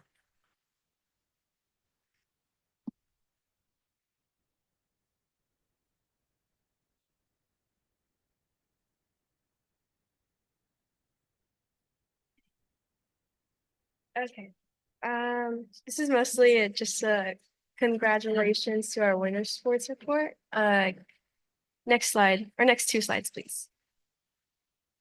Our girls basketball CCS, if you were there this past Friday, about a week ago against King City, they won 54-40, and this past Saturday they put up a good fight against Soledad, and watching them, it's so scary, but like they did so good. And same with the boys. Next slide, please. That was a really close game against Greenfield. They won 67-62, and if you guys were out there, you know how nerve-wracking it was watching them, but they ultimately came out on top. And next slide, please. And this Saturday, our girls soccer CCS will be competing in their championship game against Sacred Heart Prep at Del Mar High School in San Jose. So if anyone's in the area and can go out support them, looks like it'll be a good game. That's all from my report. Thank you, Julia. Rick? Yeah, I was gonna say the exact same thing, but I could also speak on the spring sports, going on. Julia's in softball, and softball's underway. Baseball has already had scrimmage, game, I think a jamboree on Saturday. They look good. They look good. Yeah, game tomorrow here. Promote that, and Saturday is also the soccer, girls soccer final for the CCS title in San Jose. I'm going to that for sure. And just that's it. Good. Thank you. Thank you, Rick. Sandra? I just want to say thank you to Superintendent Turkey, because it wasn't that long ago that our sports teams weren't supported and they weren't being successful. And that really adversely affected our students. So now having access to appropriate facilities, to the time to train on campus, and then hopefully supporting our coaches, I think leads to students that can have a positive experience. You don't have to win to have a positive experience, but everyone likes to win. And it's also good to have our kids competing on a level playing field with other kids. So I also see Joan here, and she's heads up our booster club. So I want to thank her, because it's coaches and volunteers who make programs successful and support our students. It's not for the stipend, because they spend a lot of money coaching kids, traveling with kids, to make the program successful. So thank you for creating an environment in which our kids can thrive. And thank you to the coaches like Coach Sally and supporters, community members like Joan, who come together to give our students a positive experience. Thank you, Sandra. Angela? Yeah, I'll build on what Sandra said. Went to Prunedale Elementary recently on a site visit with Dr. Turkey. I also want to thank you for it was really sincere to see how proactive you were at looking at their facilities, to try to come up with game plans on how to improve the facilities, rooms, both teachers and our school.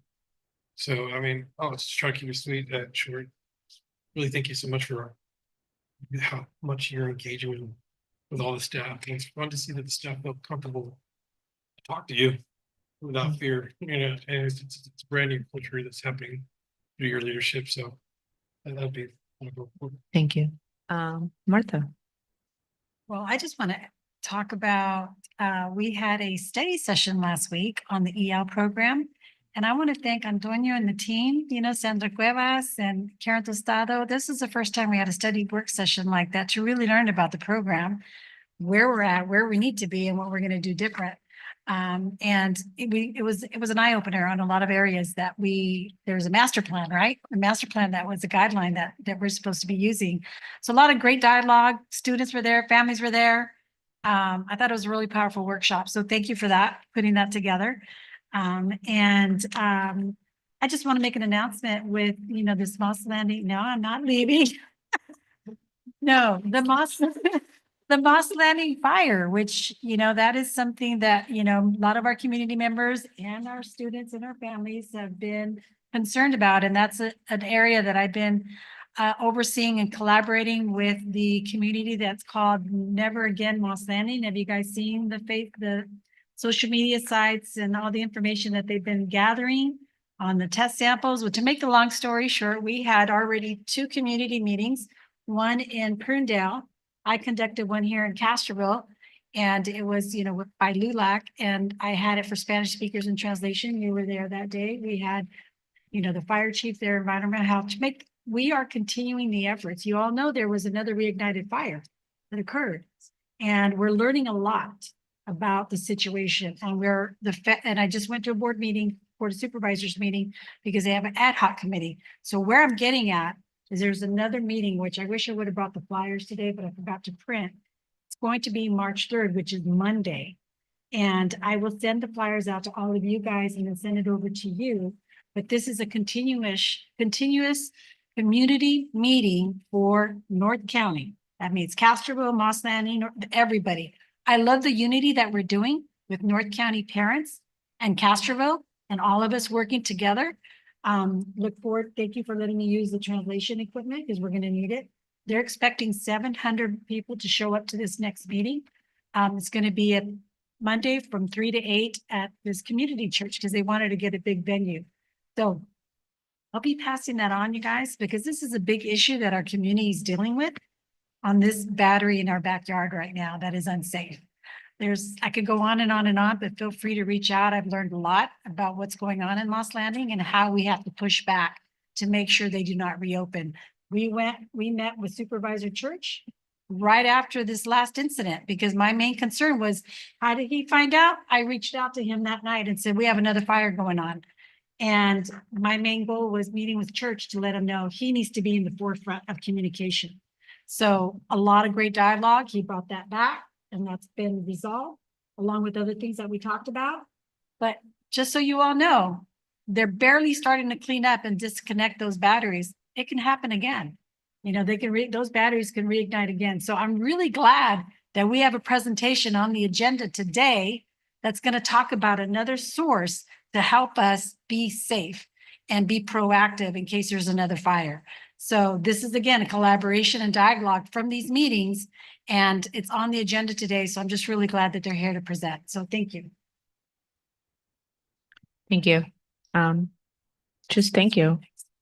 I think today is the day to thank you for all the stuff. I've also saw an improvement on sports,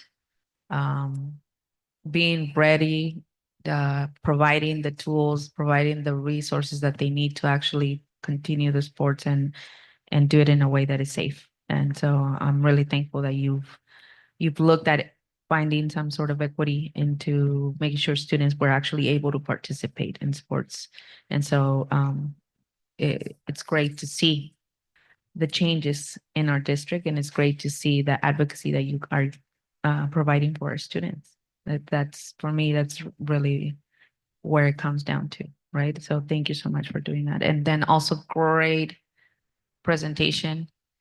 Never seen it as a parent, as a staff member, as a board member. I've never seen someone like come and say, we're going to give a presentation on a high population of students that we have and on what's working, what's not working, what we've been doing forever and it hasn't worked. That was really good to hear and good to see. And I look forward to actually making changes for our students and improving. So thank you so much also. All right, with that said, we're going to move on to our next item, which is superintendent's report. Right. Well, thank you very much. And also, if I can just give a brief shout out to the facilities team who are helping out with all of the facilities sports, and also, you know, all of the coaches and the folks who are helping out with sports. I don't want to take all of that credit, because it is mostly the coaches there, site admin, so on and so forth. All right. So could you go to the next slide, please? Thank you. So let's see. Rick and myself actually recently visited Elkhorn. Okay. And this is a picture here of teacher Jordan Hubble. He teaches a 5th, 6th combo over there at Elkhorn. And over on the left-hand side, you will see the 3 reads activity: activate, engage, and extend. Okay, this is something which they're trying in their entire school around how can you help reading comprehension. Okay, and so the 3 reads is a evidence-based best strategy which they're actually trying to implement well. And so the team came up with this during their tier 1 meetings, and they actually meet on a weekly basis to talk about, gosh, how is this going? How are we doing with it? And how are the kids doing it with it? And do we need to change anything with our teaching? What can we learn from one another? And yeah, this was, first of all, really fun to see. and really great to see them implementing the stuff which we're doing across the district. Next slide, please.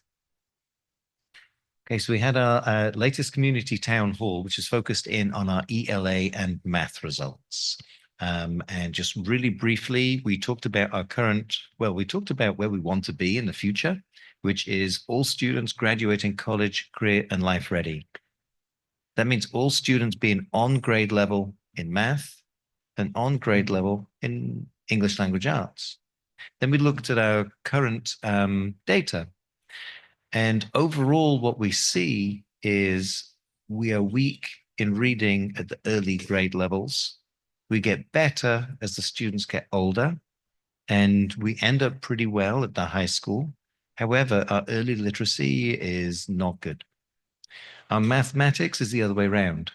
We start off mediocre, and then it gets much, much worse when you get into the middle and high school realm. Okay, so that's what our data is. And then we started talking about, well, how do we improve? And the things which we have going within the school district around implementation of best practices and so on and so forth. Having the input from the community was wonderful. Having the translation for both Spanish-speaking families and Mixteco families was fantastic.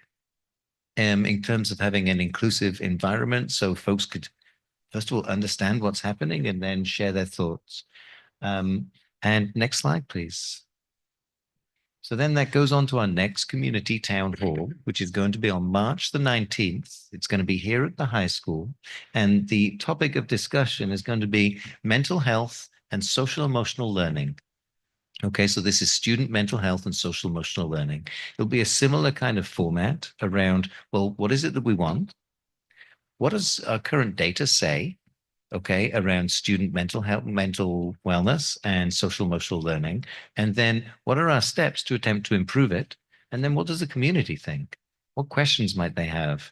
What input might they have? What feedback might they have? Next slide, please. Okay, early learning enrollment day. This is what we call our TK and Kinder Roundup. Okay, so on Saturday, March the 22nd, all of our elementary schools are holding the TK and Kinder Roundup. If you're a parent in our district with a TK student or a Kinder student, please come to your local elementary school on Saturday, March the 27th, in between 9 and 12, and enroll your student for the TK and Kinder Roundup. Next slide, please. Okay, so staff spotlight. This is Jordan Hubble over at Elkhorn Elementary. Really enjoyed visiting his classroom, engaged students, learning to read. And in fact, no, they were at the point where they were reading to learn rather than learning to read, and that reading comprehension being so important. And next slide, please. We're going to stay over here at Elkhorn. This is Alex, and Alex is the admin assistant. Could you click one more as well? And her and Norma make a wonderful partnership over in the office over at Elkhorn. As anybody who runs a school knows, I'm looking over here at our school principals, right? What would happen if our admin assistants simply weren't there? School doesn't run. School does not run without our admin assistants. Both of the principals over here are nodding, right? We know it, right? Some of the most important people in the school, okay? They help us run the schools. They help it run smoothly, okay? Without them, we'd be in all sorts of trouble, right? Next slide, please. And going along with the theme over here at Elkhorn, we have our principal, Lorene, and assistant principal, Oscar. Without the leadership at the schools, it doesn't work. Without the leadership at the schools, the teachers don't have the leadership which they need to collaborate effectively around effective practices. Without the leadership at the schools going in to actually be in the classrooms and see, gosh, where do my teachers need the support and the coaching? How can I help? So Lorene and Oscar, thank you so much for holding the ship together. The team at Elkhorn, thank you so much. We appreciate you. That's it for the superintendent report. Thank you. Thank you. Thank you. And I just want to say, Matt, that I've gotten a lot of community messaging about thank you for the town halls. and for having them in one central location because they feel like this is a hub for the district, and so they've been really happy that they're coming here. So they, especially because it's a different topic, so they want to know like, oh, that it's going to be here. So thank you for having those town halls because they really like to participate, and I've heard really good feedback. So thank you for having them. Well, wonderful. Well, yeah, do come out, folks. We're looking forward to the next one. All right. Moving on to the adoption of the consent agenda. I motion to move the adopt. Second. Any public comment? All right. All in favor? Aye. Oppose? Okay, motion carries. Moving to our next one, it's LCAP. Antonio, welcome. Yes. Haven't seen you in a long time. I know. I was in LA this morning, so yeah, it's been a long day.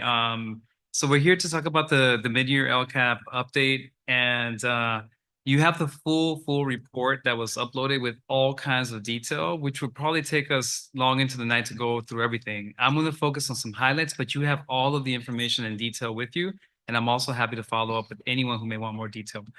And yes. All right. So this is required by EDCO that we provide this this update to you, board, and to our community. And the key elements that are in this report is that we look at some of the implementation data, which is in the full report about how we feel that we're progressing towards the mini LCAP actions that we have. We are going to focus right now with some highlights on some of the metrics, some of the data that's connected to the individual goals. And also in the back, you will find some expenditure reports at your leisure to get into more detail. And again, this is important for the board, obviously, but it's also for our entire community, right? The more we have people understanding what the LCAP is, the more they can get behind it and support it and ask great questions at all the meetings that they go to, right? So as a reminder, it's a 3-year district continuous improvement plan. And it's intended to really focus on the students in our community who need the most support so that we reduce those disparities, right? It's about figuring every single year, right? Every 3-year model, what we're going to increase and improve, depending on what our data is telling us that we need to focus on, right? And it's really determined at the local level. There's intended to be a lot of voice from our community to drive how we support, say, English learners or how we support our foster youth. So I love it. It's way better than it was before 2013 when the LCFF and LCAP was around, where it didn't matter which kids were in your school district. You got the same amount of money, and parents that couldn't really say what you should do with those funds, or teachers or staff and students even with school site council and our LCAP committee. So I love it. I think it's great. And it also puts the responsibility on us to do right with the resources that we have in our school district. So our LCAP and our LCFF really should respond to the needs of our specific community that you see highlighted, color-coded here, right? So on the left-hand side, you will see all of the different student groups. The first row across is going to be obviously all students. And then when you look at the columns, right, it lets you know the key areas for the California dashboard where we can see the results and we can see where we're changing, where we're improving, and where we need to focus our funds and our priorities, right? So needless to say here, you can see, and we've been talking about it in different venues, including the English learner special board meeting that we had. When you, for example, look at English learners and you go across, right, you will see that in red and in orange, which is also not where we want to be, right? You see them there for ELA and math. Our English learner progress for them is not where we want it to be, right? And when you look at long-term English learners, which is right in the middle, remember, from our special board meeting, right? These are our English learners who have not reclassified after 6 years of being in a school district, right? So these are kids that are older, they're not reclassifying, they're not progressing, right? And when you go on the far end, right, the last column, again, in red, you're going to see our English learners when it comes to college and career readiness. So this clearly tells us that when we talk about positions, when we talk about money, when we talk about our efforts, I gave some suggestions to the board, right, with where they can support our English learners and our LTELs. Let's get behind it, right? If you go down to the middle again, when you look at those LTELs, or long-term English learners, there is more red. So what does that tell us? That not all English learners are the same, that not all of the needs are the same, that when you get a student who can speak to you pretty well in English, but is still having a hard time with reading and writing, they need a different type of support as opposed to a newcomer where they're learning the language from the beginning, right? All the other highlights I want to bring out here too is our homeless youth there, right, for ELA and across the board for different orange levels as well. And yeah, so this is what drives the work that we do. So in the next, in this report, the full report, right, you're going to see some data that we may have already. So for example, we've shared iReady data before. I'll jump into a little bit more right now, right? Other data we're not going to have until the end of the year, right? We're not going to know how we did on the SBAC until later. We're not going to know how many students reclassified until later. So it's the mid-year point, so we have some information, but a lot more to come. And then same thing with things with actions or programs or activities that we said we're going to do. Some of them may have not started yet or not implemented yet. Some of them are, many of them are going to be partial because we're in the middle of the school year. And we don't have anything yet that's fully implemented. We're 6 months in, and by the end of the year, we will see where we landed, right, with all of our actions and our plans. Okay, well, let's jump into it. And I definitely put in our photographs in here. So this is our families, our youth. I do believe that's Prunedale there because we need to personalize this for ourselves and for our families and community to make it real. The first goal that you see here is all about college career readiness, but we have two other goals that are related to it. So it's going to be all put together here, right? So it's all about getting high quality instruction, right? Curriculum that's solid. We heard our teachers speak clearly. Amparo, who was on the public comment, pulled me over to the side as soon as I got hired in July, and she said, we need stronger math curriculum. So I've been hearing this from the time that we came, right? So this is also part of the work that we're going to be doing. And I'll say this publicly that we will be adopting a math curriculum next school year. So again, this is part of the work that we need to do. You can see here that ELA and math for all students, right? For goal 5 and for goal 7, if you remember the grid that I just went over the colors, our English learners and our students at our independent study school are lower on college and career readiness. So it's a specific goal that you have to have per the LCAP. If you have kids in the red, you got to say, what are you going to do differently to support them? So we have to put some goals around those. And I'm going to highlight some data here. And again, we balance in these presentations for you and for the community a reality of where we're at, but also we have to bring in hope and optimism and highlight the hard work that people are doing because we're more than those colors and more than those bar graphs. This is ELA. On your left-hand side, you're going to see the 2023 results. On the right-hand side of the bars, you're going to see the results for 2024. And for ELA, you can see that there's been a slight improvement, right? So remember, when you're looking at distance from MET, you want to be closer to the 0 or above the 0 in the positives, right? Average students, the scores that are above 0. You don't want to be below, right? So in this color-coded scheme, again, you can see who are our student groups that are struggling. And guess what, team? We're going to have the same results if we don't do something different. So we have to do something different, and we have to build upon that. So again, you see some of the data that's there. It's some slight improvements, but in essence, it's stagnant, right? Now, one thing that you've heard over again is that we have iReady data now, and our teachers and our teachers and our admin are really rallying around it because the data is becoming beneficial to them to take intervention. You heard what Echo Valley is doing. You hear what Ms. Chewbacca is doing at Castroville. They use the data to find out what students need additional support. At our town hall for ELA and math, the recurring theme that the parents said is like, we see the numbers, so what do we do? And then we say, well, we do intervention. We have groups of people that have to look at the data, look at the information, find out what our students need by student group as well, and then provide small group intervention or whatever support they may need, right?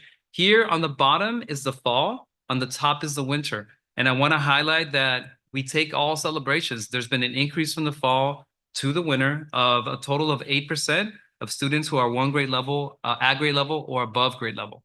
So again, that is a trend that we do want to see, and that's what we see for ELA right now for reading. This is mathematics. And again, we just had a whole conversation about math. So I'm just here again to it's important for people to know, not all of our communities at all of our sessions with the board, and they need to see this information. Again, you can see in math, there's a slight improvement, right, from the left-hand side bar to the right-hand side, but it's still over 100 average scale points below meeting standard, right? And again, look at our long-term English learners. If we are not providing integrated ELD support, if we're not supporting our teachers, they need to be supported. You can't say, hey, teacher, do this arduous task of growing our English learners if we're not providing them the professional learning development and support that they need, right? So again, we have work to do. Here is iReady. And again, at the bottom is the fall, the top is the winter that we have. And in mathematics, we have seen an increase of 13%. And again, so you see the red decreasing and the yellow and the green and the striped green increasing. And that is what we want to see. So even, for example, you see 169 students on the bottom right for the fall that were early on at grade level. If you look at those numbers, it was almost like a double of the number of students, right? Because there was more students that took it. So those are the kind of results that we want to be seeing as we progress. Yes. Okay. This is a dashboard data point where you can see our English learners and how they are making progress. And this has to do with how many kids reclassify, how many kids have remained at their same level. So if they're a level 3 on the LPAC, did they stay level 3 or did they go back 1 or did they go up 1, right? So we always want to have kids move up a level, or if they have a 4 to remain a 4 if they weren't reclassified, right? So here we're at about 41.5%. The state average is 45. We're not that far off the state average, but I'll be frank with you, I don't really care about the state average. I feel like we need to move those numbers up a lot higher. And I believe we can with the focus that we're going to have on our English learners. We don't have comparison data for the long-term English learners. Last year was the first year that we got some data. So we'll see how we will compare a year from now for our LTELs. All right, this is our graduation rate, and it is a bright spot. We have about 91% of our kids overall who meet graduation requirements. The state average is 86, so we're above state average. And we all know that this is important because it's a roadblock for you to go to community college or gain employment if you don't have a high school diploma. And we also know that that isn't the only thing that matters, and we need to do more than that to get getting kids ready for college, right? We need to have the diploma mean something for our kids. Up next, this is college and career readiness, right? So this is looking at our kids who take dual enrollment classes, our kids who take CTE courses, that complete CTE pathways, and we're at about 31.2%. The state average is 45%. Again, this is very important to me. And this is why looking at data and talking about it and disaggregating it is so important. Look at our student groups. And those are large groups. Our English learners are like, where's my notes? It is, apologize. So our English learners right now is 2,100 students, right? And when you look at the LTEL, our students who've been long-term English learners, over 600 of them, right? They're not a small student group, okay? So we have to do better with getting them to be more college and career ready.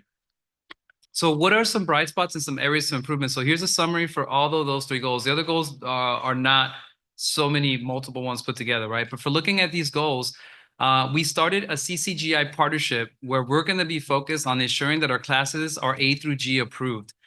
We have classes that just don't count for A through G because the paperwork hasn't been submitted, and we haven't updated courses that impedes kids for qualifying for college. So our partnership with CCGI is incredibly important, and our counselors have been working hard on it. Admin have been working hard on this. Big shout out to Ms. Solis, if she's listening, for the work that she's put on here. Kudos again to Matt and the focus on continuous improvement, our district tier 1 collaborators, the PDSA cycles. As you've been hearing on and on, we're not going to do anything by ourselves. It's got to be collaboratively and looking at data. And that's been a bright spot that we've had so far. At the beginning of the year, I was told that we did not have secondary ELD curricula. We're very close to coming to the board in the next couple of board sessions with what we hope you will adopt ELD curricula for the secondary level. That's been going through a pilot with our teachers right now because we were missing curricula. So that's not waiting for next year. That's doing it right now. We identified that math is a challenge. Our teachers have spent so much time collaborating with each other and enjoying their company together with middle school and high school math teachers. And I honestly believe that hopefully that will lead to some good retention for that math department. It's hard to get momentum going at the high school level or any level if you keep having teachers not coming back. And one way that people come back, one of the ways is collaboration and feeling like they're supported with a team and by a district. So I hope that this is, again, moving in the right direction. What do we need to do? We need to do, again, going back to the English learner special board meeting, we have to lean into integrated support, our ELA, ELD pathways, targeting newcomer and LTO support, and improving our intervention systems. We are going to move over to goal 2. And goal 2 is all about student engagement and connectedness. And goals 6 and 8 are similar, right? As you can see there, goal 6 is focused on suspension for all of our foster youth and our homeless youth at the middle school. And I love that kind of data, right? So it's not saying homeless, unhoused youth across the entire district, right? It's saying that there's a particular pattern at the middle school level where we need to do something different to support them. Now, granted, it's important for you to know some of the numbers, right? So we do have a good number of unhoused youth. It's about 30% for our school district of unhoused youth, right? We have approximately 8 youth who are currently in the foster system, and those numbers can go up and down. So any one student, 2 student really shifts the data a lot, right? So just kind of like to put that out there. And you can see that student engagement, AKA looking at attendance at Central Bay and IS, is also a priority for us. And there is Mr. Rimmer being awesome and creating a positive school culture at the middle school, which we appreciate. Here is some of those metrics. So this is a lot of hard work that's been focused on data and collaboration. That's been really incredible to decrease our chronic absenteeism. And again, that's when kids miss more than 10% of the school year. Is that correct, Dr. Turkey? 10%. All right, make sure I had the math right. And so you can see that we are improving there. So we're having more kids in the classroom. Here in this slide, and I really want to give a lot of credit to our our SART teams, our SARB teams focusing on attendance, Dr. Turner, Sophie DeGroot in accountability and data at our school district. They've been working hard to focus on attendance. This may not seem to you like a big deal, but it is. So if you're looking up to this moment right now, from February of last year to February of this year, it's 1% higher. What does 1% higher mean? It's approximately $830,000 difference, just 1% of funds that the school can use for our kids. So focusing on having our kids come to school is very much worthwhile for learning and also obviously for the district to be able to do more things with the resources. This is some data on suspension. Again, on the left-hand side of the bar graph is 2023. On the right-hand side is 2024. And again, I'm going to highlight to you, something's going on with our long-term English learners. And in this case, our foster youth. Remember, foster youth, we had about 8 students. So the numbers can really change drastically. So that's really important to know. I'm going to summarize here some of the bright spots when it comes to student engagement and student connectedness. And that is our NEST program. I've been so impressed by the work that that Ms. Ortiz is doing with our NEST program and getting our students engaged. Again, our SART teams, positive discipline has started. We are also using more culturally relevant interventions like Joven Noble. We had the presentation from Elkhorn not that long ago. The areas for improvement is PBIS. We know that we've had some flare-ups. Down for interpretation. Yes. Thank you for slowing me down. I can relate, Antonia, don't worry. I appreciate it. And sorry, Andrea. And we need to focus on our systems, just like we have our focus on academics for PBIS as well. It's something that's going to help our kids be more engaged as well. And although we have pockets of bright spots with SEL curriculum implementation, it's not across the entire district, and we really want to move in that way. And you've been hearing about the work around facilities that's connected to this goal. So all the money is connected to facilities is here in this goal. And we have a plan. So it's about moving forward with implementing it. All right, goal 3. This is talking about our community and our parent engagement. And in here is just some examples of metrics that we keep track of, right? And although I have more updated information than you have there in your report, if you look at that first row with the number of parent workshops, right, in the middle column is now at this mid-year report. So far, we've had four workshops that we've had throughout the district, and about 250 parents that have attended. In talking to Dr. Turner and our department there, we feel like we're undercounting. We need to go back and get some more data to really count all the different workshops that we've been having. So part of our work, as you'll see at the end of my presentation, is that we need to gather more data or make sure it's accurate so we can kind of see how on target or off target we might be for our parent workshops. Again, you keep having me say Dr. Turner and her team with Diana Castellanos, so community liaisons, but the FRC has really been a bright spot. Have y'all, I know y'all have been visiting and the changes are happening. It's looking like a place to come in that's welcoming, services are there. It's been amazing. Again, Dr. Turner has been leading us with safety. We've had a lot more conversations as a district. How do we respond to emergencies in our school district? And that's been incredible. Dr. Gann has picked up the baton with online enrollment, and for us to continue to make this process smoother, we're going to see that at early learning roundup coming up. And I want to give also kudos to Christina Torres. Y'all were at the ribbon cutting ceremony not that long ago, so we're making sure that our early learning programs are starting our kids off on the right foot. All right. The areas for improvement here is continue to really engage all of the different languages that we have in our school district. We've come a long way with our indigenous languages, and we can still do even more when it comes to that. It's been amazing to connect with our Mixteco speaking families here. I've been learning so much, and I feel like I'm gonna learn some Mixteco before it's all said and done, and I will come share what I have learned. Two-way communication, and again, expanding, making sure that when we have meetings, as we said before, as Echo Valley highlighted, making them be the topics that the parents want to hear about and learn about is going to be very important. Okay, moving on to our final goal that we have not discussed yet. This is speaking on staff engagement and connectedness. And here, I mean, there's more data to come, but to give you, these are the two different metrics, data points that we have for goal 4. And that is that we make sure that we have fully credentialed teachers, and there will be a survey that will be happening later this spring where we ask our staff how they feel about being connected so that we can use that information to make adjustments to better support our staff with feeling more joy and feeling connected. Some of the bright spots in talking to Curtis is that the bright spot is the rebuilding of the HR team. The people there are incredible. They're working extremely collaboratively, and that is a plus. You cannot underestimate that. And some of the areas that we want to work with further is to talk to CSUMB, talk to any place that's doing the teacher prep programs out there, so that when we get out in front and they know about our school district, they want to come to us as opposed to anybody else, because that's how awesome we are. So building those relationships are going to be important, and then getting that feedback from our staff so that we can make adjustments.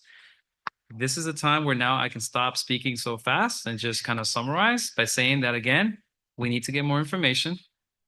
I need to collaborate. We need to collaborate with our departments to see what are we doing with the mid-year progress that we have. So where do we need to ramp up or slow down or reshift direction? And very soon, starting in March, we're going to start scheduling our spring LCAP. It's spring LCAP season, right? To get more meetings out, to get more feedback from our community, which will inform the budgeting for next year. And that concludes the mid-year LCAP presentation. Thank you, Antonio. I'm going to open it up for public comment.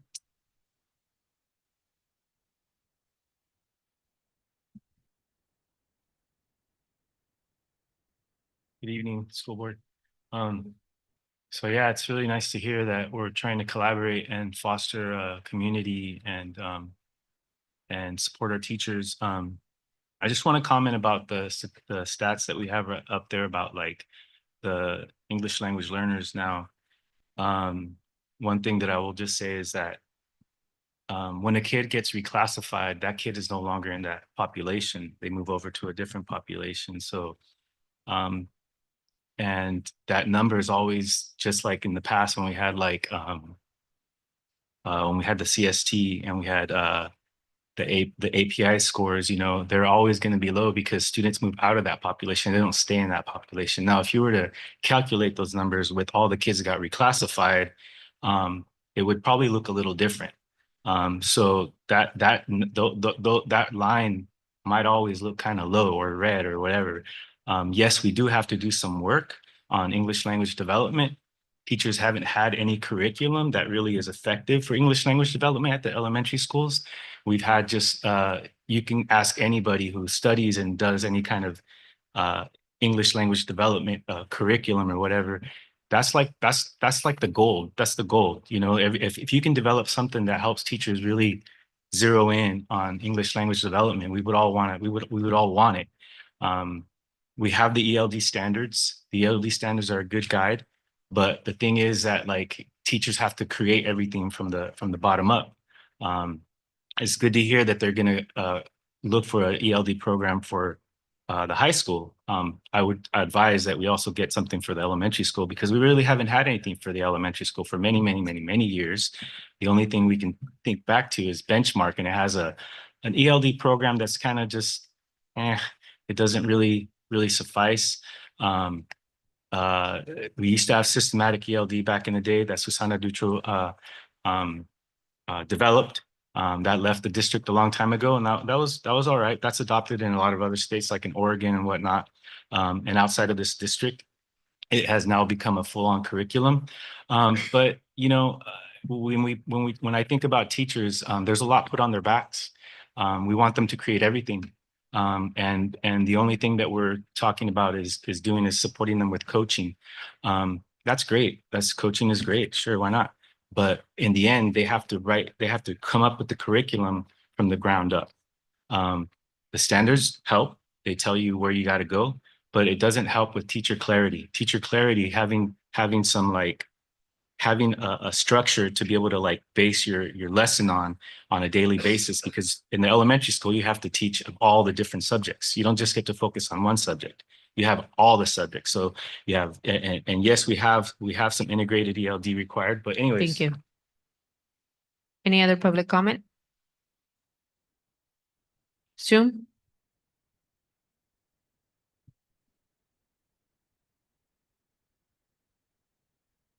Hi, this is Amparo Jauregui Saldaña again. I am a third grade Prunedale teacher, bilingual this year, have been for the past, and I wanted just to back up on what Mr. Castillo was saying. While at the elementary, we do have a benchmark program, ELA program that has ELD. Many students, many teachers that you talk to, and if you get feedback, do a survey, whatever you want to, however you want to gather the data, feel that the rigor of the ELD and benchmark is just not meeting what our students are needing, and that's why a lot of us are having to create our own curriculum, basing them on the standards, basing them on what the LPAC looks like and what have you. And agreed, it is coming from us. At the beginning of the year, you know, we had a meeting with our vice principal about that. We need supports. We're looking for a program. There's programs, ELD programs out there that other districts are doing. So it's not a need to reinvent the wheel. It's a need to just get out there and do the research and yeah, I just want to back up what Mr. Castillo was saying. Thank you. Thank you. Next public comment. Good evening, board. Stephanie Boffman here. I just noticed on the presentation that the students with disabilities were also significantly in the red throughout the whole presentation, and they weren't touched upon. So I just, you know, kind of feel once again that they're not being represented, and they need to be. Thank you, Stephanie. Any other public comment? Okay. I want to touch on, this is Diana Espinoza. I want to touch on the ELD topic at the middle school. It's really difficult for teachers because ELD is no longer its own period for students that need it. it's now embedded in English. So it's an additional piece for English classes on top of the curriculum that they're already teaching. So just think about the stuff that the teachers are being asked to do on top of the subject that they're already being told to teach.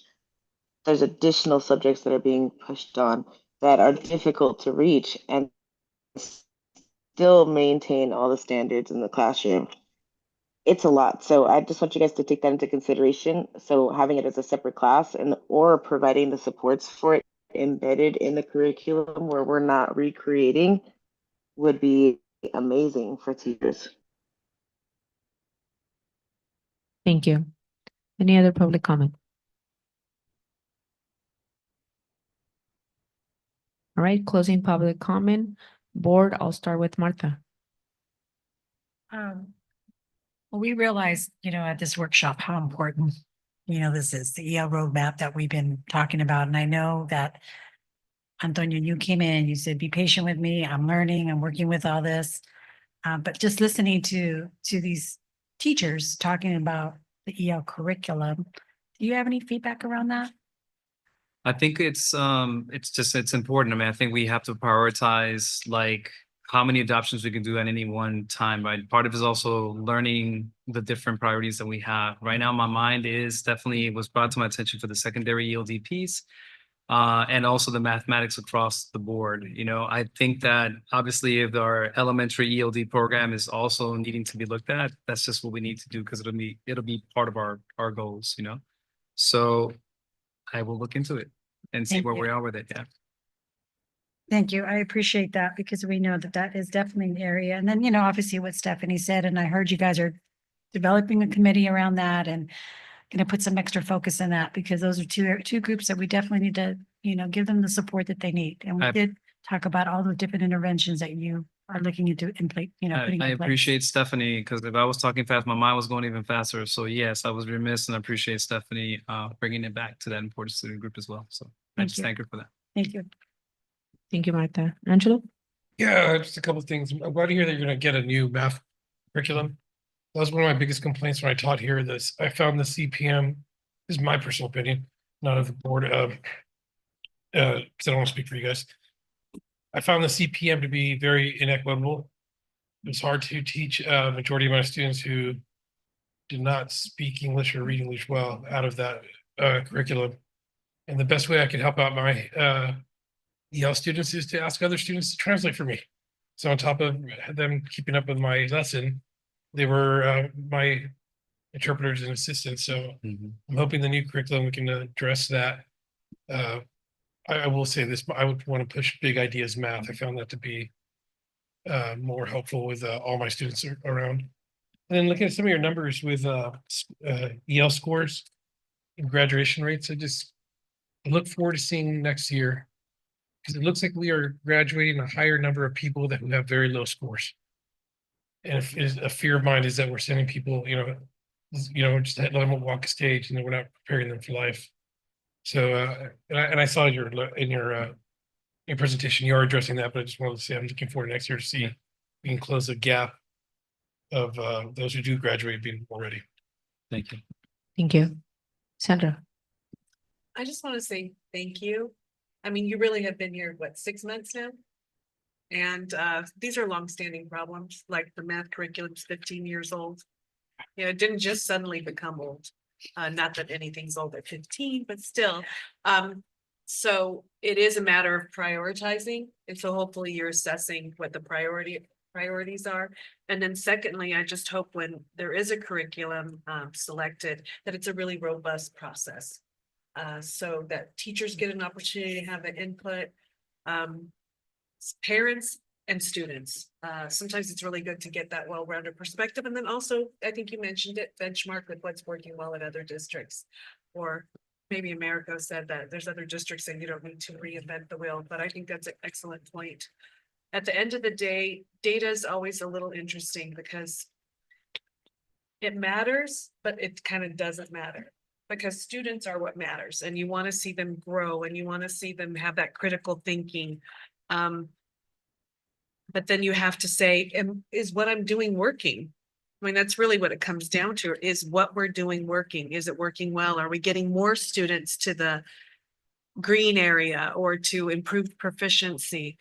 I think it's sometimes a difficult question to answer, and hopefully iReady can answer it more completely. But I know there's a lot of people at our school district doing good work, and I think that's enough talking. Thank you for your Thank you, Sandra. presentation. Thank you, Sandra. Rick? I just want to say thank you for the presentation. I usually get very, very mixed up with these, but this one I understood, a little better. So, still got to beef up on it. It's kind of like my worst subject, I think I said, but, thank you. Yeah, you're welcome. Yeah, I would add to that I've seen a lot of LCAP presentations, and it's just giving us like the entire LCAP in PowerPoint style. And this one is actually showing us data and showing us how it relates and correlates with the goals and where we're going and how we're doing. So I really appreciate actually breaking it that way and showing us where we're missing things. And I look forward to seeing the improvements, because like Sandra mentioned, things didn't get old just in the past past 6 months that you've been here, right? They're talking about 15-year-old stuff. And so I'm glad that you're looking at in the last 6 months, you're looking at, okay, it's 15 years old. Let's figure out how to get something better. So I'm also looking forward to hearing curriculum for English learners as well. So thank you. You're welcome. Thanks, everyone. All right. Next one, adoption of resolution 2024-2526. Certified layoffs. Yes, good evening, board, superintendent and community. We, in front of the board right now, you have resolution 2024-2526, and this is for the particular kinds of service. These positions were on the previous resolution 2 weeks ago, and they are brought back separate from the last ones that were approved. So if you have any questions, I'm happy to answer.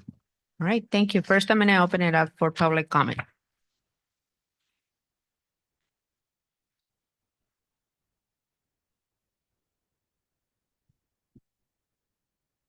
So I'm correct. I don't know if I'm reading it correctly. I think this is the layoff of my position as an EL specialist. I know they're proposing a new position there for just one person to do the multilingual. Am I correct? I don't know. I might be talking over, maybe talking at the wrong time, but the EL specialist position is extremely important at the school because it gets to focus on English language learners.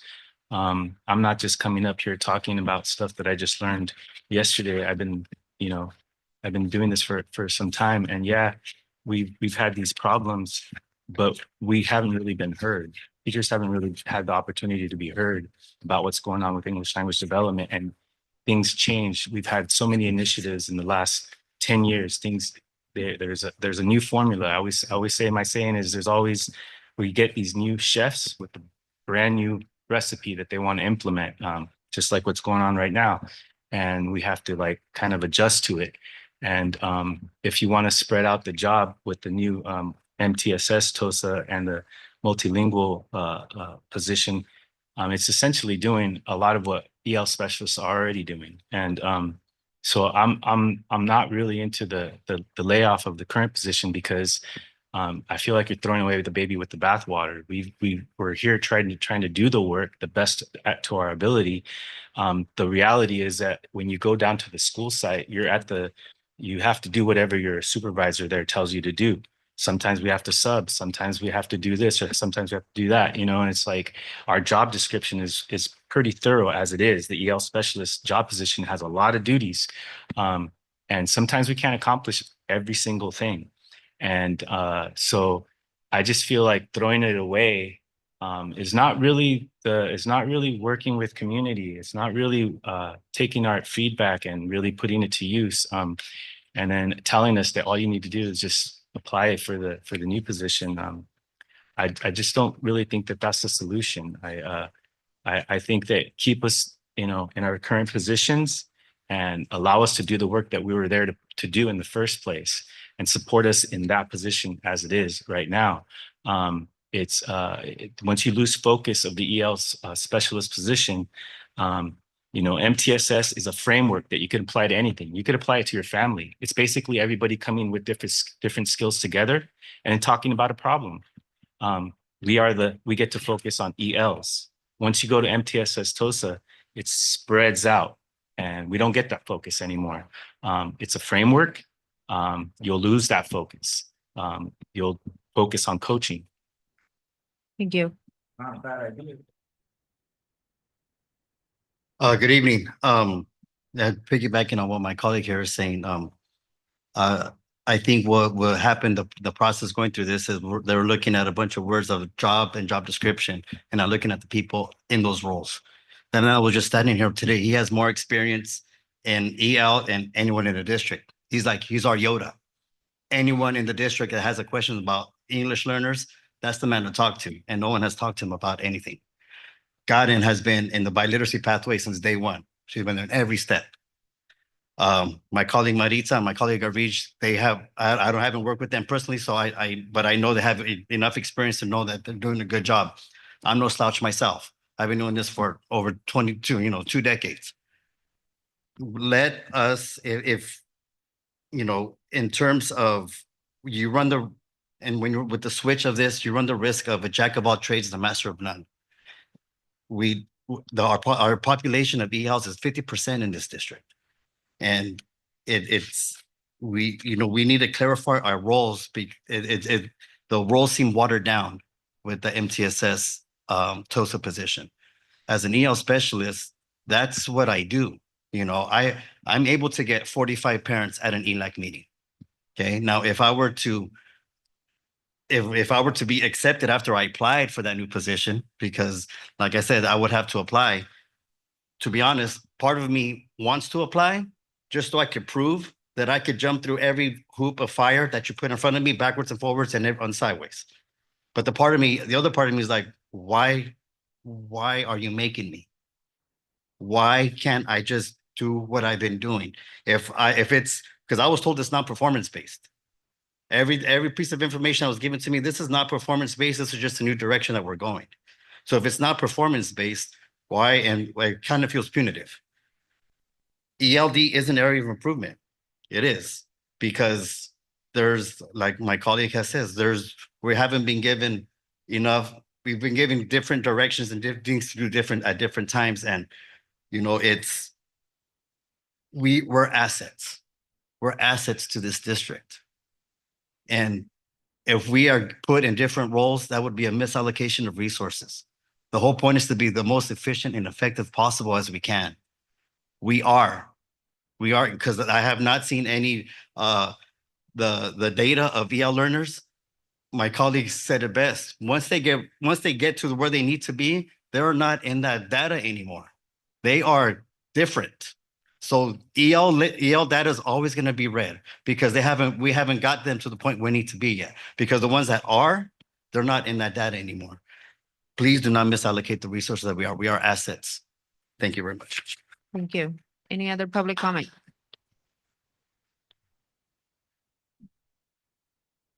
All right, opening it for Zoom.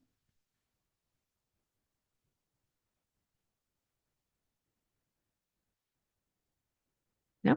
All right, closing public comment, and I'm going to open it for the board, and I'll start with Martha again.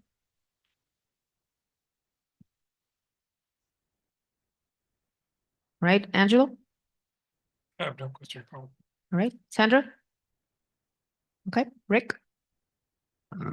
Yeah, I just wanted to express to my colleagues that we like say we want to work with Matt and on let him cook if on mostly everything, but our job is to talk to the constituents and the stakeholders and stuff like that. And, like this is my personal, thing that I want to advocate for.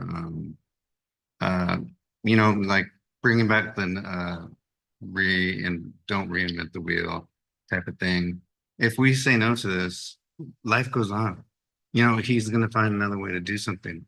Like having North County lifers have to question even wanting to stay here after having to reapply. It's not very good. And I don't mean this in a bad way, but like if the Federation approved this, why do the TOSAs disagree? And if anyone wants to speak on it, that's cool. I haven't heard of TOSA problems in my 26 months of being here. I've heard lots of good things, even ones that were TOSAs before. And if we're gonna say that TOSAs are subpar, why don't we train them to be, how we want them to be? I know this is a lot of, stuff in the description, and that's another point too. Is just that people looked over it and they said it's a lot of work, more. So I think if we don't approve this layoff, life will go on, and Matt will find a different way to do stuff. Putting especially these non-reelects, it sucks. 2 years, 1 year that they've been here, whatever. He wanted to hire people for facilities. I said, cool, good. But this right here, it doesn't feel right. I just, for me, I'm not going to support it for sure. And yeah, you guys had no comments, so Right, I'll thank leave. you. Thank you, Rick. Martha?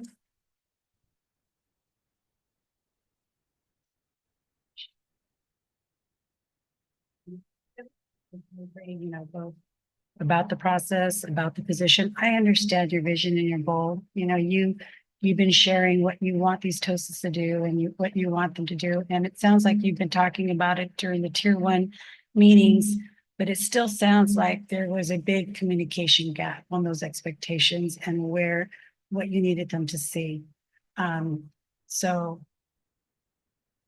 I am very concerned, about, these roles evolving to where we need them to be. I thought there was another possible way to do it versus having to reapply, and pivot with those expectations and hold those people accountable. But everybody needs to be on the same page, and I just don't see that. So still thinking about it right now. All right. This is an adoption or motion item. Do I have a motion? Motion. A second? I'll second. All in favor? Aye. Oppose? No. No. Okay, 3 yes, 2 no. Motion carries. Moving on to the next one, approve new job description for multi-tier system of support, MTSS teachers. Yes, thank you, board. This job description is before you, again, with the changes that were requested by the board. One being that there is an emphasis put on the CLI literacy, and another one with the EL support. As a reminder, the MTSS TOSA position on this job description is kind of a revamp of an entire focus on coaching rather than working with directly with students. So before you is the updated version with the requested changes by the board. Thank you, Curtis. I'm gonna open it for public comment.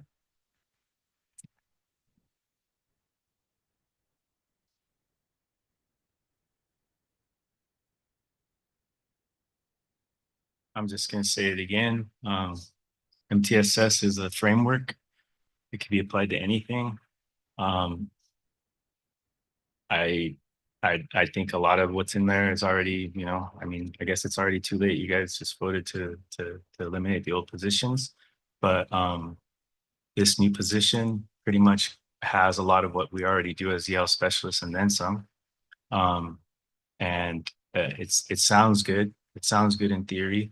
But when it comes down to it is you don't get to focus on a certain population. We just had a presentation that, you know, the EL students in our district are the a majority, or not a majority, but there's quite a few of the students with half of our student population.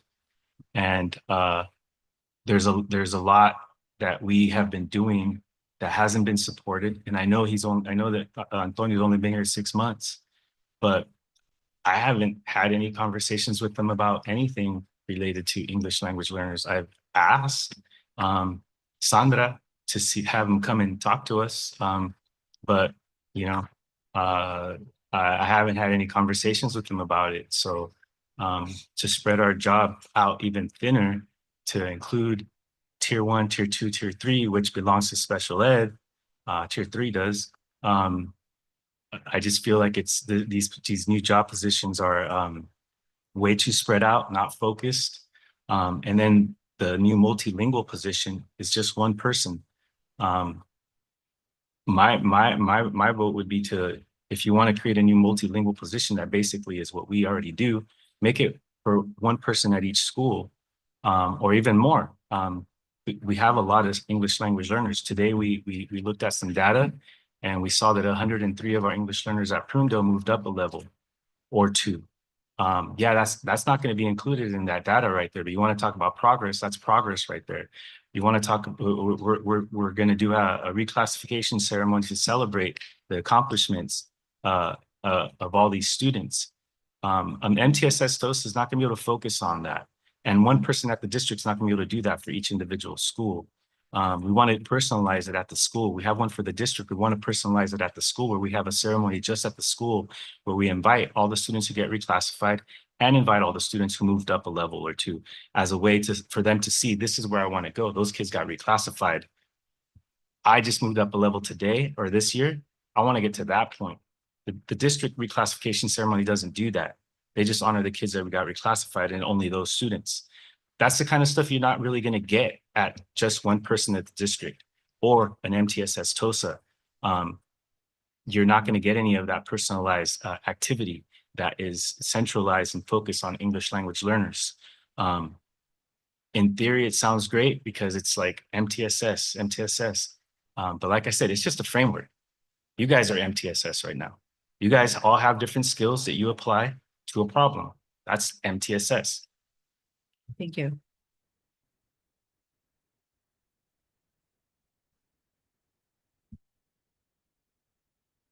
I think we could all agree the goal is to advance as many English learners and to acquire the language to be successful citizens in our society. That is the goal. Now, what is the most efficient way to do that? Was that to throw out all the work that we've been doing the past few years, or to start from scratch? Because yeah, we're not where we want to be, and I don't think we're ever going to feel that we're ever going to be where we want to be. We're always striving to be better. In terms of the MTSS model, we do. The way it is now is we have cost meetings every week where if there are students that need extra support, that's where we discuss them. Now, if they need social emotional help, we have our school psych and our behavior technicians that specialize and are better versed in dealing with those types of situations. Now, if it's an academic thing, we have our intervention specialist that has more focus and is more expertise in that. If it's a language issue, that's where I come in and I'm able to coach the teachers and coach whatever staff needs to on strategies. You know, that's one of the highlights of my job is when I get to go model an ELD lesson to TK. That was awesome. It was great. I loved it. And I can't wait to do it more. Hopefully I get to have a chance to do that. There is a coaching model, and yeah, that can happen, and it does happen. We can't lose sight of the forest of the trees, however how that saying goes, and just let everything go and start from scratch. We we've started we have a strong foundation. My colleagues and I, we weekly, we discuss, we try to find best practices because, you know, there's not an EL, as you was said before, but teachers said, there's not an ELD curriculum. We're trying to piecemeal things together, and we're doing what we can with what we got. And so the best, most efficient way is to let us continue the work that we're doing. We're not doing a bad job unless there's someone can tell me right now that we haven't been doing a good job. I'll be open to that constructive criticism. But from my understanding, it's all this is not performance-based, it's just a different vision. And in my humble opinion, that's probably not the best for the 50%, almost 50% of the EL learners. We have students that come to our district that are trilingual. And we support that because imagine having the ability to speak 3 languages and how much opportunity those students have. Okay, I try to foster that and grow it. And I'm afraid if with that new position here, that whoever's in that role, whether it be me or someone else, won't have that ability to do that. Thank you. Thank you. Any other public comment? 2?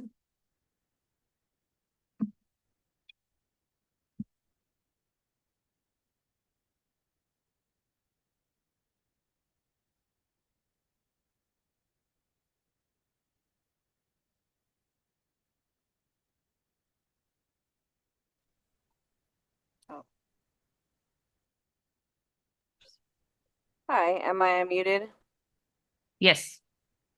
Hi, I just wanted to, I just kind of piggyback on the first person who gave his statement as far as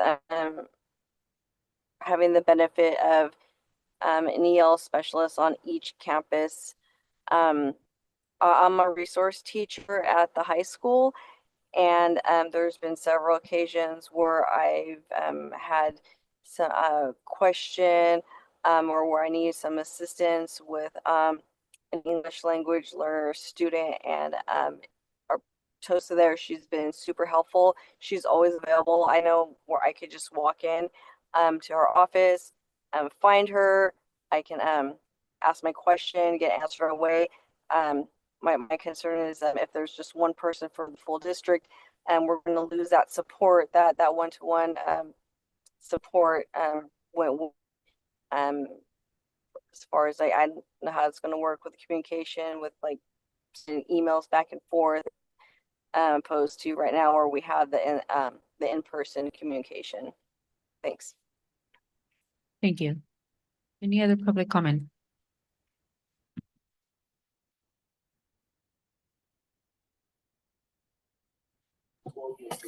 Hi, Amparo Jarregui Saldaña again. While I don't understand what the new MTSS TOSA assignment will be, I do want to comment that I do find interesting how this is being consolidated, and how I have in no other districts where at the school site there is one person that is the ELD specialist and is in charge of that. That is the intervention specialist that is in charge of that. That is the PBIS, and that's per school site. A lot of districts follow this model because, again, some of our TOSAs for intervention, our ELD specialists, like it was mentioned before, they're being pulled to sub in the classrooms. They're being pulled to do behavior stuff that is not part of what I would think is their job description. And now, instead of specializing and getting to the root to try and like that presentation for LCAP and what we just saw with all the data bullets, we're spreading it thin instead of having somebody, and what I've seen the model at many other districts and schools, whereas there's a specialized person that will do PBIS with whatever SEL programs or whatever, And that's all they're in charge of, because that's how they're going to get their job done. They're going to do all ELD for the school. And even under them, they will have people that work for them too, because it takes more than one person to do the jobs that these people are doing. So it's interesting to me that the model we're following is to consolidate instead of to specialize and these roles. And I question what the effectiveness of this will be. Thank you. Any other public comment?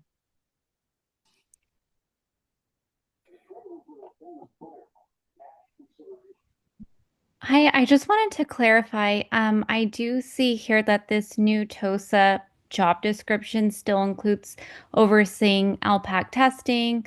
But then I also, now that the other two positions here, sorry, my screen is a little minimized. Okay, so I see approve the new job description for the coordinator multilingual learner programs, and then approve the new job description we approve for multilingual learner specialist. So can you guys clarify where we are still including the LPAC testing as part of this MTSS new job description? Thank you for your comment. Any other public comment?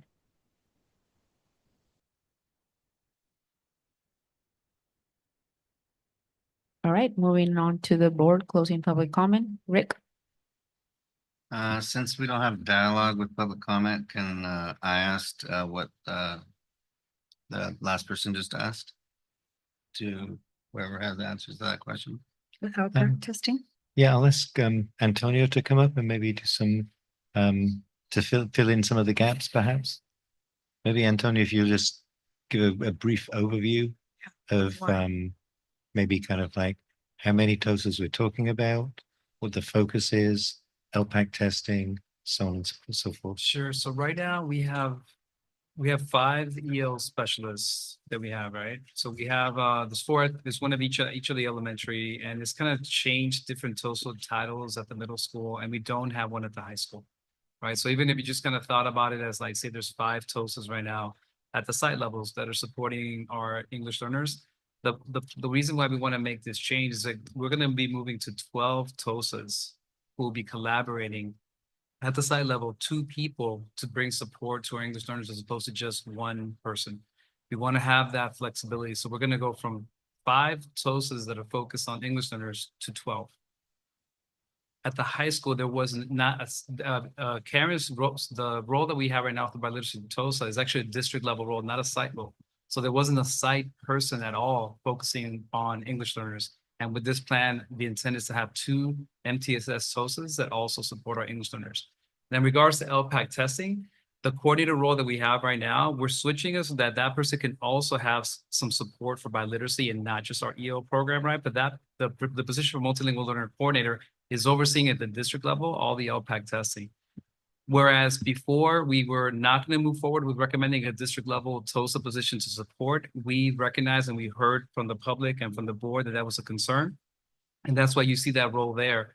And we also know that it's both important to support the biliteracy program and our English learners. So you're going to have next year, if this is approved, the coordinator overseeing at the district level, English learner support and biliteracy, a TOSA helping out at the district level to support the TOSAs at the site as well, and 2 TOSAs at each site level collaborating to support our English learners, as opposed to what we have right now, which is 5 TOSAs. So not even every site has that role and position. So those are some of the difference. The last thing I'll say is that we're also increasing the classified level support to support those MTSS TOSAs, and specifically also our English learners by having an EL specialist assistant at those sites, which we do not have right now. Not every site has a SIPA 1. Some do, some don't. And we recognize that the high school that has a larger population also needs additional support. So our mindset is, how can we bring capacity up? How can we have flexibility and collaboration with those roles to support our English learners? That's the plan. Thank you. Rick, to you. Yeah, and to touch on a couple comments from public comment, did You know, in those conversation was like the teachers union involved about this job description and the layoffs. I can speak to that. So I shared it with the teachers union and so yes, there was some collaboration there. What did they say? They said, okay. And then to touch on what someone said about not talking to Antonio about it, that's not the first time I've heard teachers say they've never talked to Antonio or know what he looks like. And, you know, that's the education superintendent. So, I mean, that's why I questioned this whole TOSA thing, and that's just my 2 cents on it. Thank you, Rick. Sandra? Angela? Martha? No, just what you just presented, Antonio, was a good vision, but we just hope that we could see results for that. All right. This is a motion item. I motion to approve the job description. One second. All in favor? Aye. Opposed? Aye. Okay, 4-1. Motion carries. Moving on to receiving information regarding air monitor project. Thank you for waiting on that.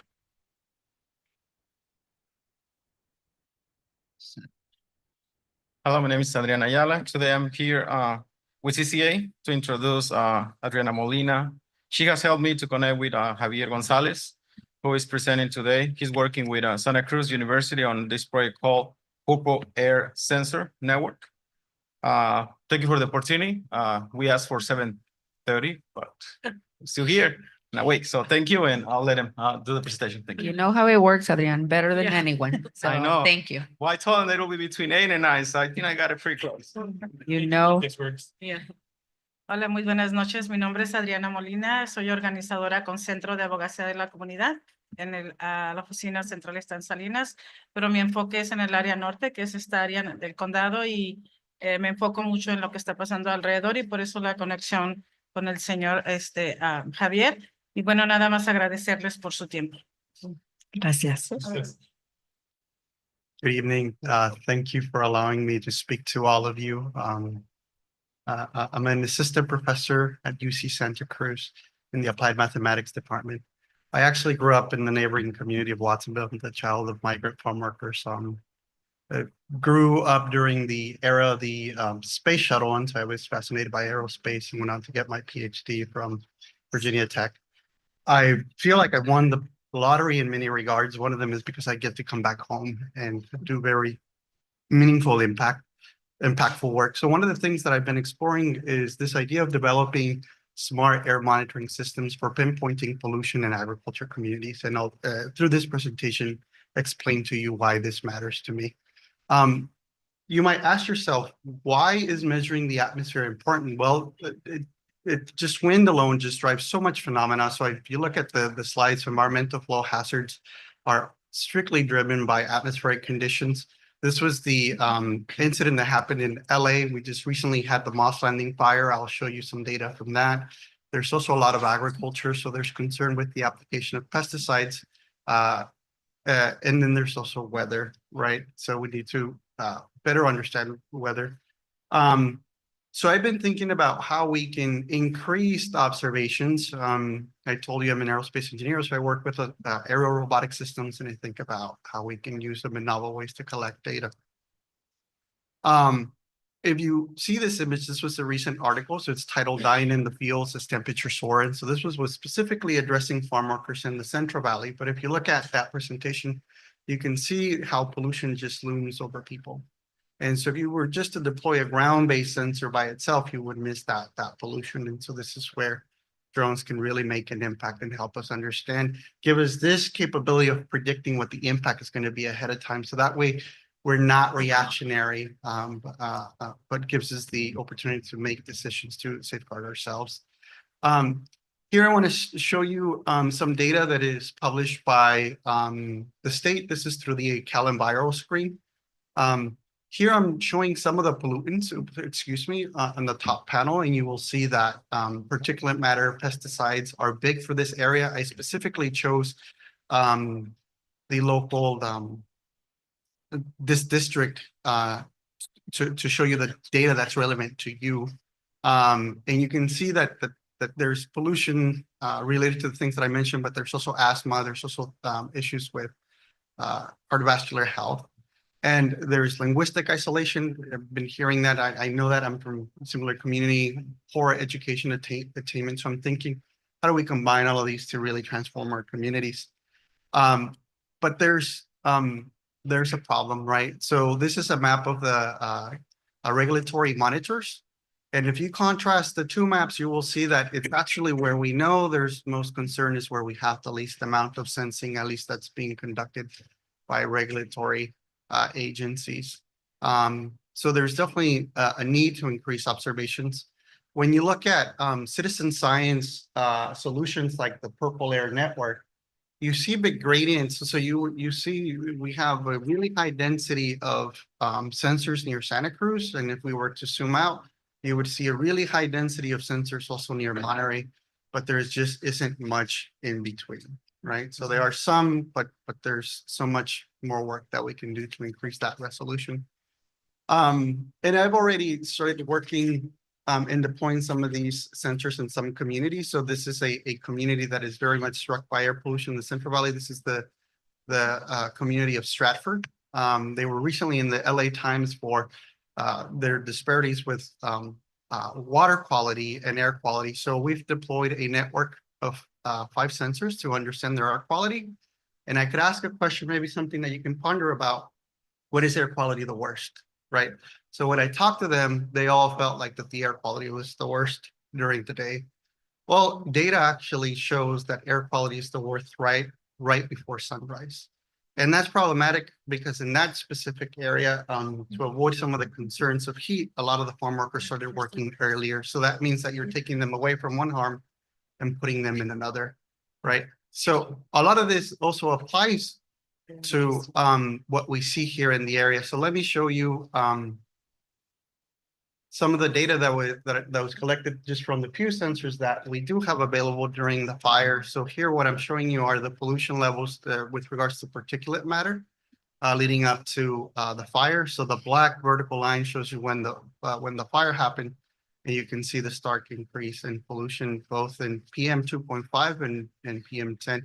So the 2.5 and the 10, that speaks to the diameter of the particle. The smaller the particle, that easier it is to lodge in your lungs and actually cause health issues. And so here you can, when you look at the data, you can see that the concentrations oscillate. And so these are essentially the difference between day and night. And this is where I think if we developed a network to really understand our air quality, we can deliver actionable data to the school district and to communities so that they can understand when they should go out and when not to go out. So for example, after I saw this data, I now know not to run in the morning, although I enjoyed running in the morning, right? But this is how data can change our lives. So sort of what am I proposing? So I'd like you to consider the possibility of working with me and community partners to deploy air quality sensors. And we can deploy them in the community, but I think it's important to deploy them in schools as well, because this is where our kids are, right? There's the opportunity to interpret the data, and then there's an opportunity for research, but also very importantly, for curriculum development. So this is where we can use some of the data to basically reinforce some of the concepts that the students are learning in the class, right? So we can contextualize the math that they're learning and tell them why is this important and why it impacts their life. We can also identify concerns that are local to this specific area, right? Each community is different. And then I think the thing that we can do is we can work together to develop things like an air quality alerting tool, one that really addresses the needs of this community. So these are just some of the ideas that I wanted to come and present to you and just explore sort of your thoughts about this and if there's a possibility for us to work together. Thank you so much. I'm going to first open it to public comment, Yes. and then we'll go with the board. Any public comment? Just really quick before to quickly comment, I want to translate what Adriana said. She just mentioned at the beginning of the meeting that she was really excited to be able to connect Javier with me and CCA so we can collaborate and hopefully bring more opportunities for the district to the students as well and grow this program that we're starting to see. Thank you. Thank you. Public comment, I have two. It looks like I have two. Go ahead. DJ teach. Yeah. Every opportunity I get, I would say that. appreciate that. I appreciate that. Good evening. I know this is a time for comment, not necessarily clarifying questions, but if my understanding is that these can be deployed at schools, I would highly, I guess, recommend getting this resource or having this resource. In addition to the power plant fire at Echo Valley Elementary, we've had to do shelter in place about 4 times in the last year and a half due to local burns, so local fires and controlled burns. So what that does is that does disrupt the students' day. So if we could have some way to kind of see if the air quality allows us not to do a shelter in place, that might be a beneficial set to take. Thank you. Yeah. Any public comment?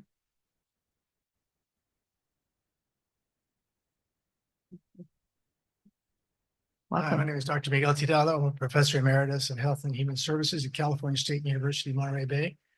I'm also involved with a research project at UC Santa Cruz involving looking at the impact of climate change. I'd just like to add a dimension of this that you might consider in terms of the potential benefit to your students to be able to have access to Dr. Gonzalez's technology.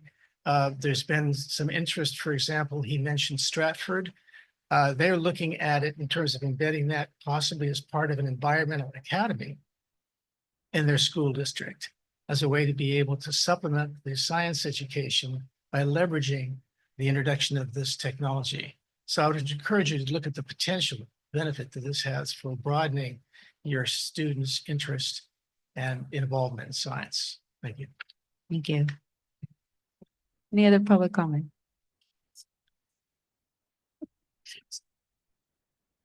We're all excited.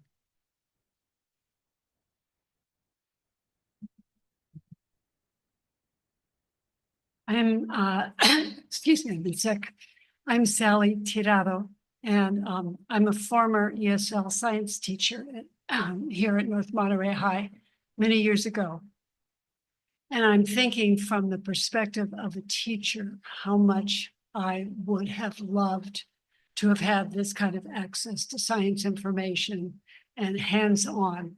So I strongly hope and will support this. Thank you. Thank you. All right, any other public comment? Really quick, if you allow us, we can answer the question about deploying sensors to different sites.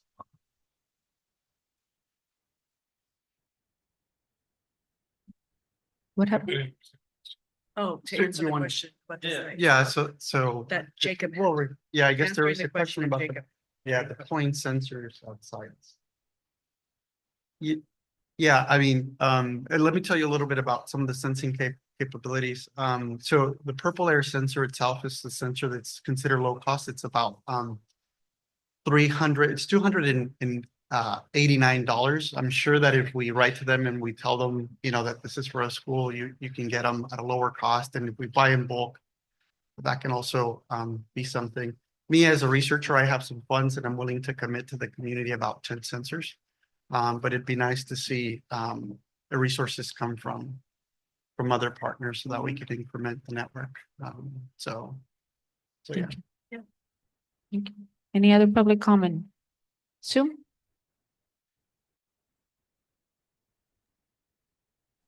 Stephanie Boffman here. I just want to say I appreciate this so much.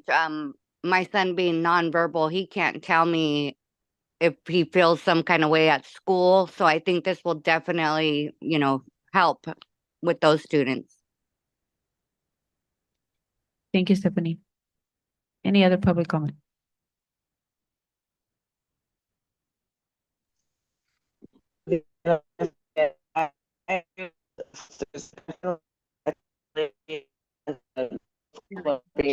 Viviana, you're cutting in and out.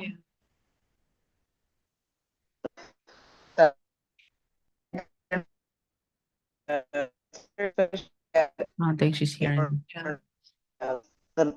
the middle school. Can you guys hear me? Oh, there we go. Go ahead.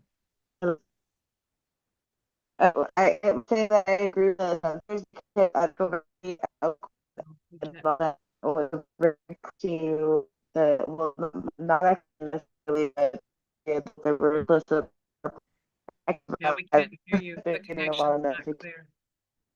We can't hear you. It's unintelligible. Any other public comment? Maybe we could come back to her in a few minutes.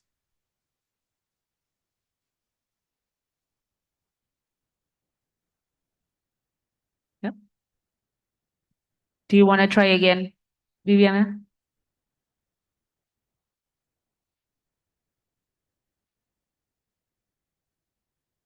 Okay, all right. We're gonna close public comment and I'm gonna go to the board and I'll start with Martha. Okay, well, I am really excited that you guys are here. I want to share a little story how this came about. From these community meetings that we've been having, Adriana and Adrian, thank you guys for participating. And, you reached out and said, through CCA, I guess you guys presented to them, this is something that'd be a great partnership because you guys were involved at the meeting. You guys heard the parents' concern about what are we doing to protect the kids? What are we doing to protect our students, and our families? As far as the air quality, the schools, keeping it clean. But also we talked about real-time notification, right? This is another measurement to know for us to have control of real-time measurements. I love the fact that you also talked about the involving and the partnership of bringing this to our students and our school, and it can go beyond just the proactive safety protocol that I was thinking about.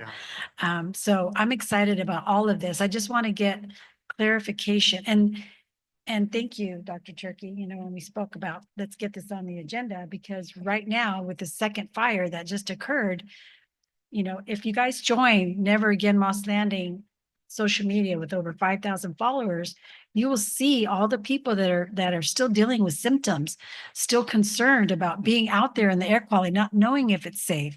So have you talked to anyone else about putting these in more areas? Because you showed that map. Yeah. And there's only, everything's in, Santa Cruz area, but there's nothing here. Right.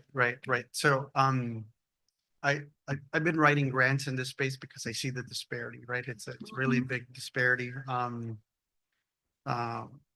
so this is the work we're undertaking right now, which is essentially secure funds, find partners. I think building relationships based on trust is so important for doing this type of work, right? And so that way, because we really want to make this community designed, right? Not something that someone from the outside come and proposes as a solution, but it's something that we can develop together, right?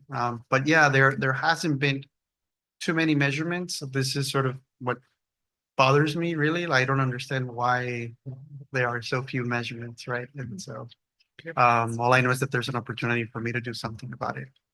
So with this recent fire, and I was looking at that slide where it showed, because I've been learning a lot about the different types of toxins that needs to measure, the lithium, the magnesium and all that.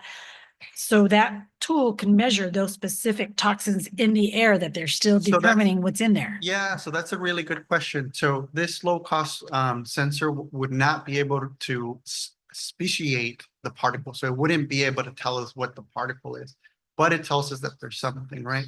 I'm not sure if we're able to go back to the slide, but where you saw the let's see. There you go. Yeah. New technology. We're really excited. We could go back and forth. So let's look at this, right? So you can see the very obvious enhancement, right? So, this is my opinion as a researcher, right? And this was, I should tell you, this is a signal that was measured in Watson, right? So, and I can happy to share more data. You see similar patterns, lower concentrations, but similar patterns that reach UC Santa Cruz. So this was a regional scale. This had regional scale impact. And what I can tell you by looking at that data was that there's a significant enhancement, right? So to me, there's no question there was an impact. It's just when we get into the matter of how much content was there of certain chemicals, we can't answer that question, but at least we know that there's a problem and we can respond to it. Now we can incorporate sensors that can measure that can measure those type of chemicals, but those sensors are more expensive. But I think we would be well positioned to pursue a grant, and we have a really good justification of why we need this technology. The other thing that we can do, I brought the drone. So this was the drone that was engineered by my students. The drone can actually collect an air sample.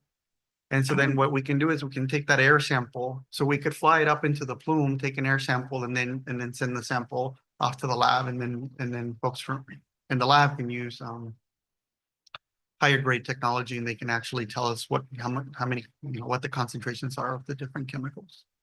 Right. So I envision this, one of the things that I'm doing right now that I'm planning with Pajaro Valley Unified School District is going to be a drone-driven camp to understand how air pollution impacts Pajaro Valley, right? And so one of the things that we can do is we can think about them, right? If we want to measure these things, how do we design these systems, right? And at least from the preliminary work that we've done, this is why it's hard to see, but there's a pump at the front. And that's why we figured out, well, if we can't measure it in real time, we must bring a sample back, right? And this is sort of an idea that came from the students. So there's opportunity for so much, right? Thank you. Thank you so much. I'm sure there's more questions, but we can ask later. Yeah. Thank you.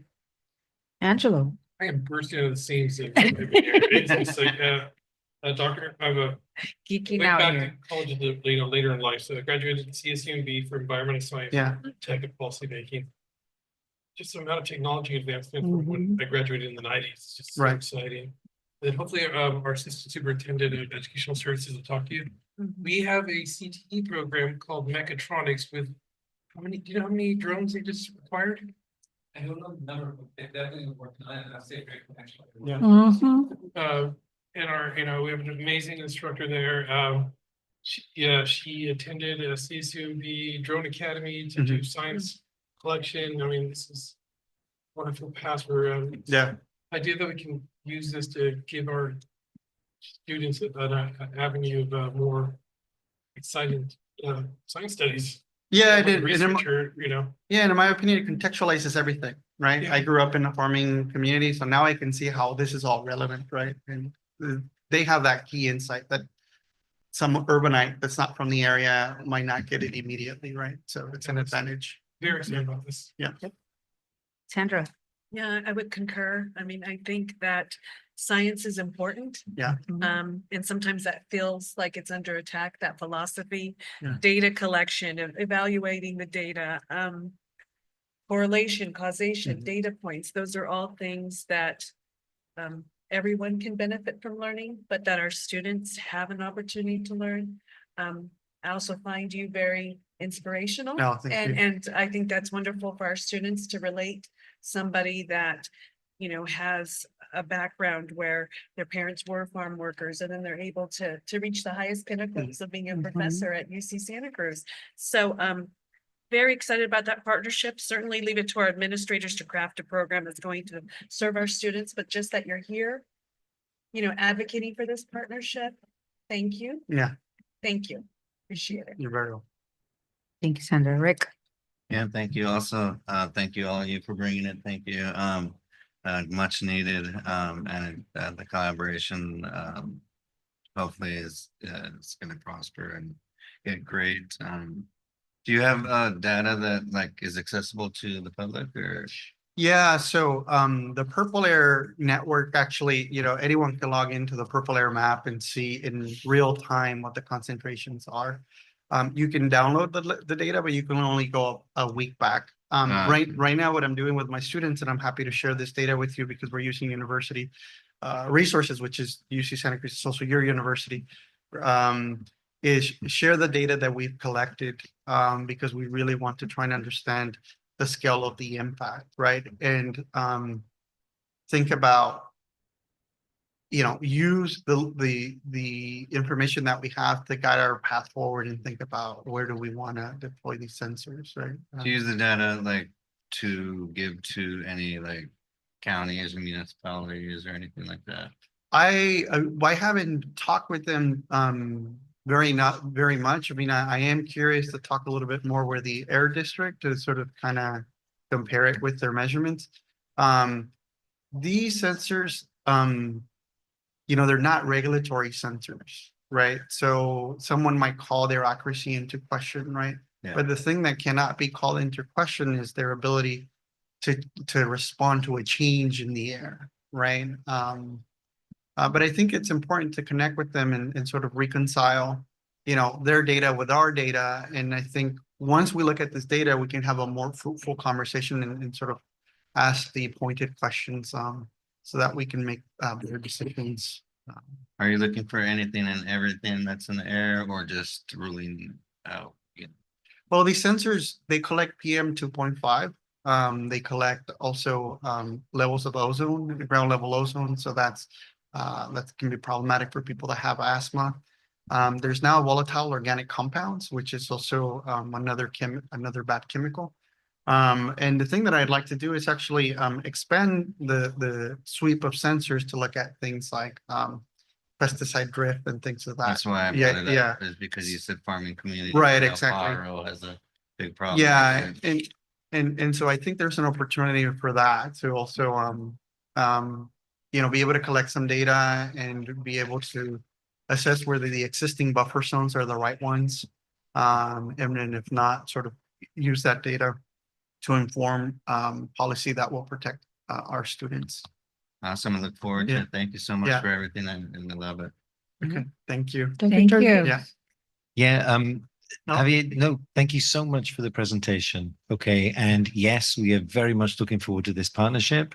Okay, and I'm going to actually ask my colleagues, Antonio Garcia and Dr. Santa Cruz from Educational Services, and Dr. Santa Cruz, who's in charge of facilities, to contact you. We have your contact details through Val, Okay. so that we can actually set up. Okay, let's talk logistics. Let's actually get this thing rolling. We're very much looking forward to it. So thank you so Okay, much. wonderful. Yeah, thank you. And I would add to, I also get to add to stuff. First of all, I'm saying, I know, they're all excited. So that's a good thing, right? They're all excited. I want to say I'm a CSUMB alumni, so thank you.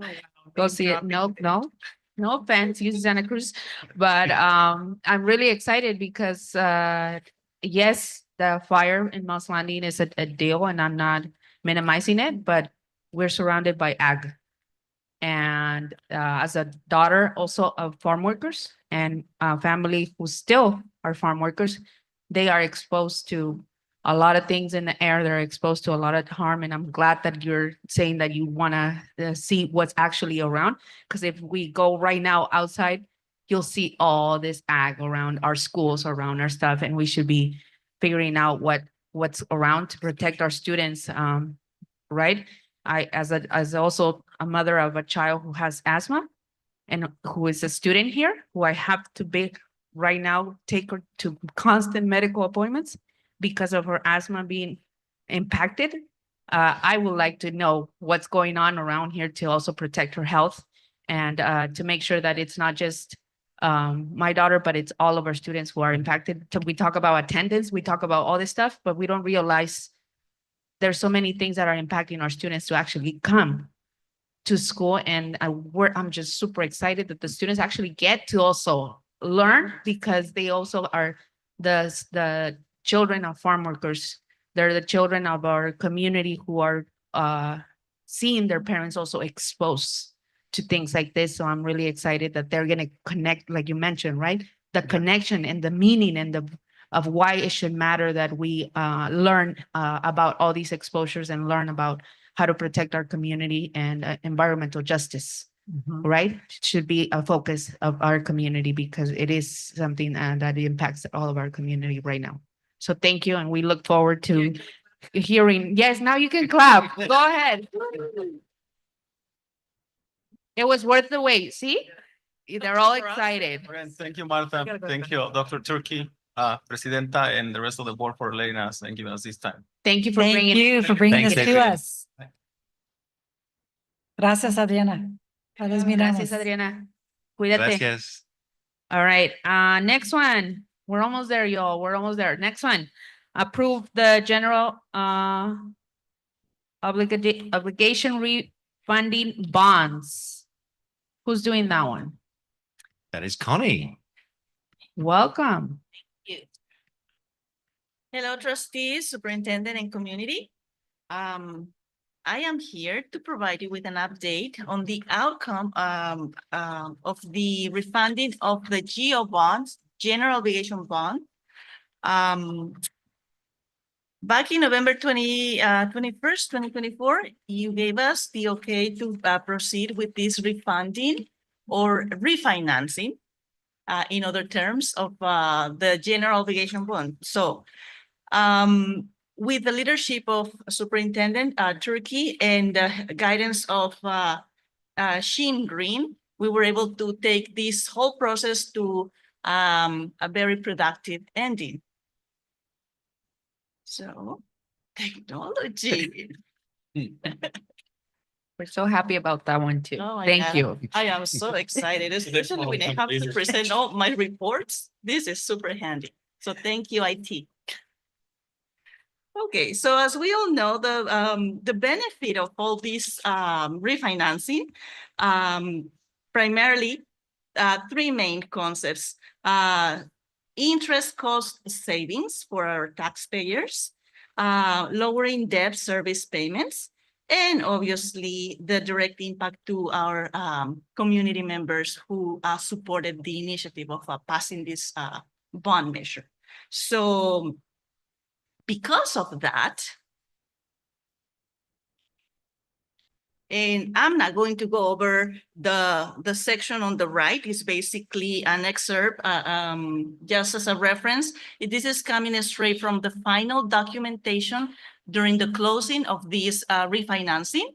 So just to point, the circle at the bottom of this section here, it is telling us that the taxpayers who supported this initiative, as a result of this refinancing, we are going to be able to provide them with a savings of $1,165,395. So that is a savings for taxpayers. So we went on behalf of the North Monterey County Unified School District, we want to extend our sincere gratitude to all of you, and congratulations. This is a win-win situation for all of us, and this is you know, a way for us to pretty much say thank you and to save you a few dollars. Yeah. Awesome. I'm gonna open it for public comment. Our only public, thank you for staying. Zoom. I know. Zoom. All right, board. I'm gonna start with Martha. Any questions? No. Awesome. Angelo. Sandra. Thank you, Connie. Rick. Thank you. Everyone's happy for this. Yes. And I'm also really happy. Thank you. That's an easy one. Thank you so much. This is an item to approve. So do I have a motion to approve? A second. Second. All in favor? Aye. Any opposed? All right, motion carries. Thank you, Connie. Thank you. Moving on to the next one. Approval of temporary fire pump rental. Thank you for waiting. Good evening to the board, public. One.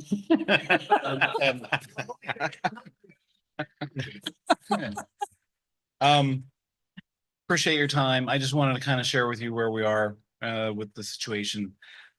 We've rented the pump. It's on site.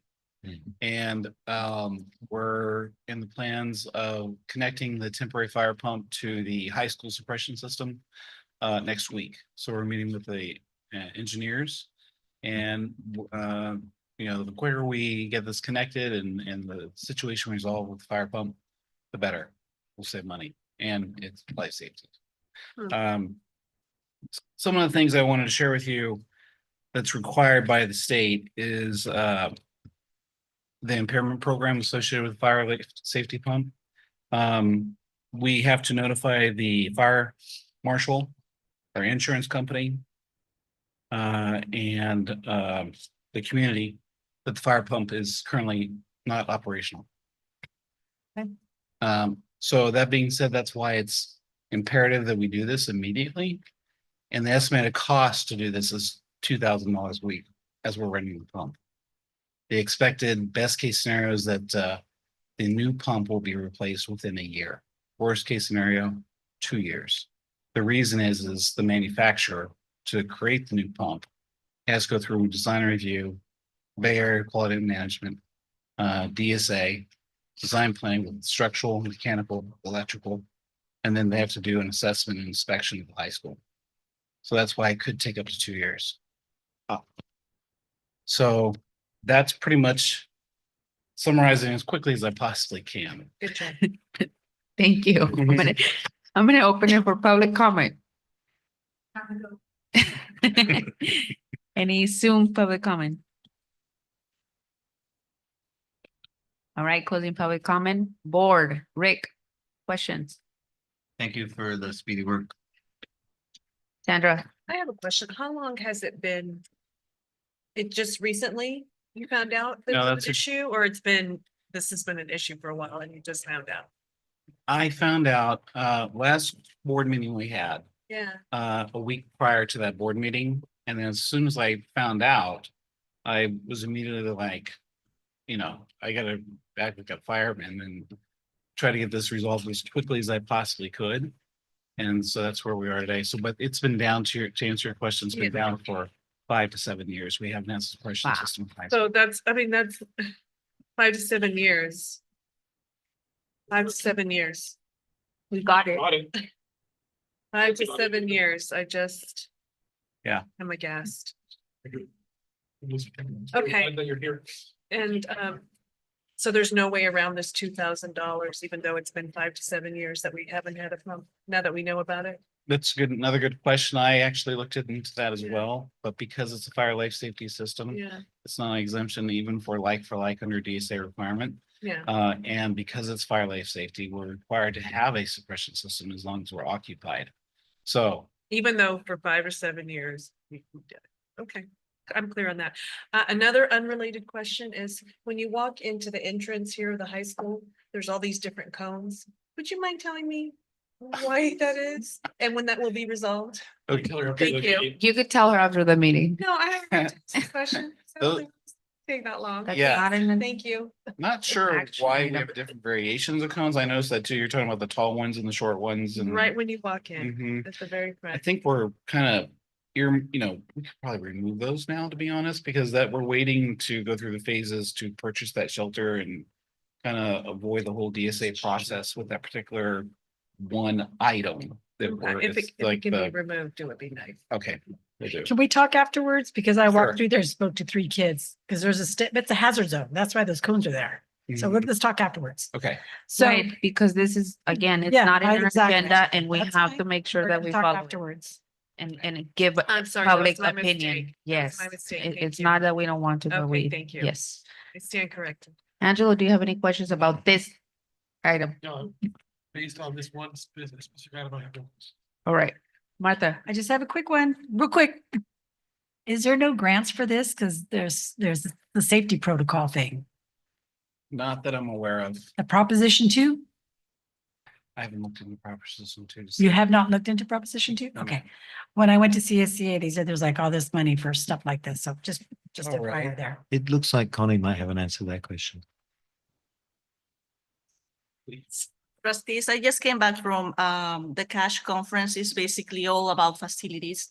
My target was attending all the workshops, but speaking with OPAC, which is basically the agency who provides the funding for prop number 2 for new projects and modernization projects and hardship, financial hardship. I established a conversation with them and I mentioned all these projects that we have, everything that we have. And there is a possibility for me to establish a conversation with a project manager in the area representing OPSD so that I can perhaps address this question of if we're doing all these repairs, is there a way for us to receive some sort of help? So more to come on that one. Again, I just met with them. I waited until the end of the presentation and I said, we need to talk. And so based on that, I do have the contact info and I will be updating you pretty soon as I have an answer. Thank you. Thank you, Connie. Thank you for doing that. All right. Any other question, Martha? No, just. All right. I'm sure Thank there's you. many out there. Let's And go thank get you it. for looking at that. And that's an approval item. So do I have a motion? Second. All in favor? Aye. Okay. And then the last one is approval of the architecture. Tree, Billy. So it comes together. Yes. Okay. So, okay. Yes, so to elaborate on that particular piece of it, for the permanent fire pump, because it's fire life safety, you have to have, and it's gonna be over the threshold of $225,000 for the replacement. We're required to go to public bid, so that's pretty much summarizes it. I have to have a A&E for the design, development, and planning for DSA review plan. Punch list, that whole thing, whole process. Thank you. Public comment.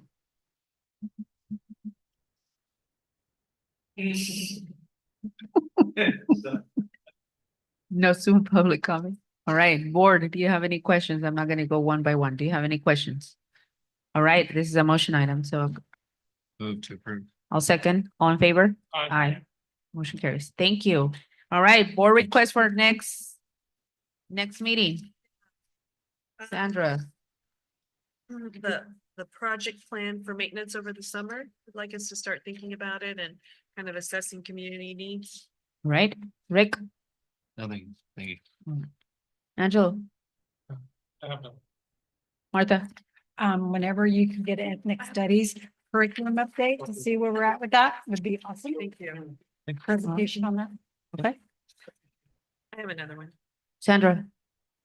Can we discuss choir program? I know we received an email about what it would entail to have a choir program, choral music. So could we make that an agenda item or get more information? I don't know. Sure. Yeah, what would it look like? Is there an interest? Yeah. All right, and I would like to get an update on what has happened over the past year or past school year since August that we had our community schools presentation. I don't want to update on what community schools is. We got that one. I want to know what did they do? Like what was goals that were reached and what was things that were done through that whole entire program. So like the outcomes. Yep, the outcomes. I got one that and that for the new curriculum for the school year, we eventually get a ethnic studies update. That's what I just gave. Did you? I didn't hear it. And then Val, you want to correct us with something?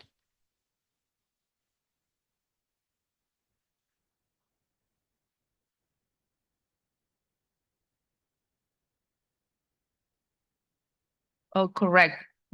Do you want to talk about that, Doug? That's actually a really good point. So if you go to the website, whereabouts on the website is it, Val?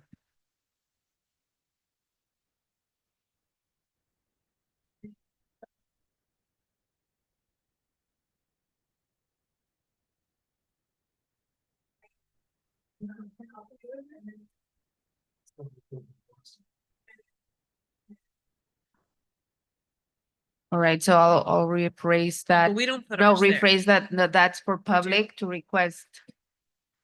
We can also request that. Oh, I prefer to do it here. Yeah, Right. out in the Unfortunately, write it open. down. we can do it here in Portsmouth to write it down, but we can also I've use written it. down. And that's also for a public. And also if public are not or need help with that, they can contact the district office. All right. Meeting adjourned. Yay, 9:38. Yeah, it's a real early one, a real early one.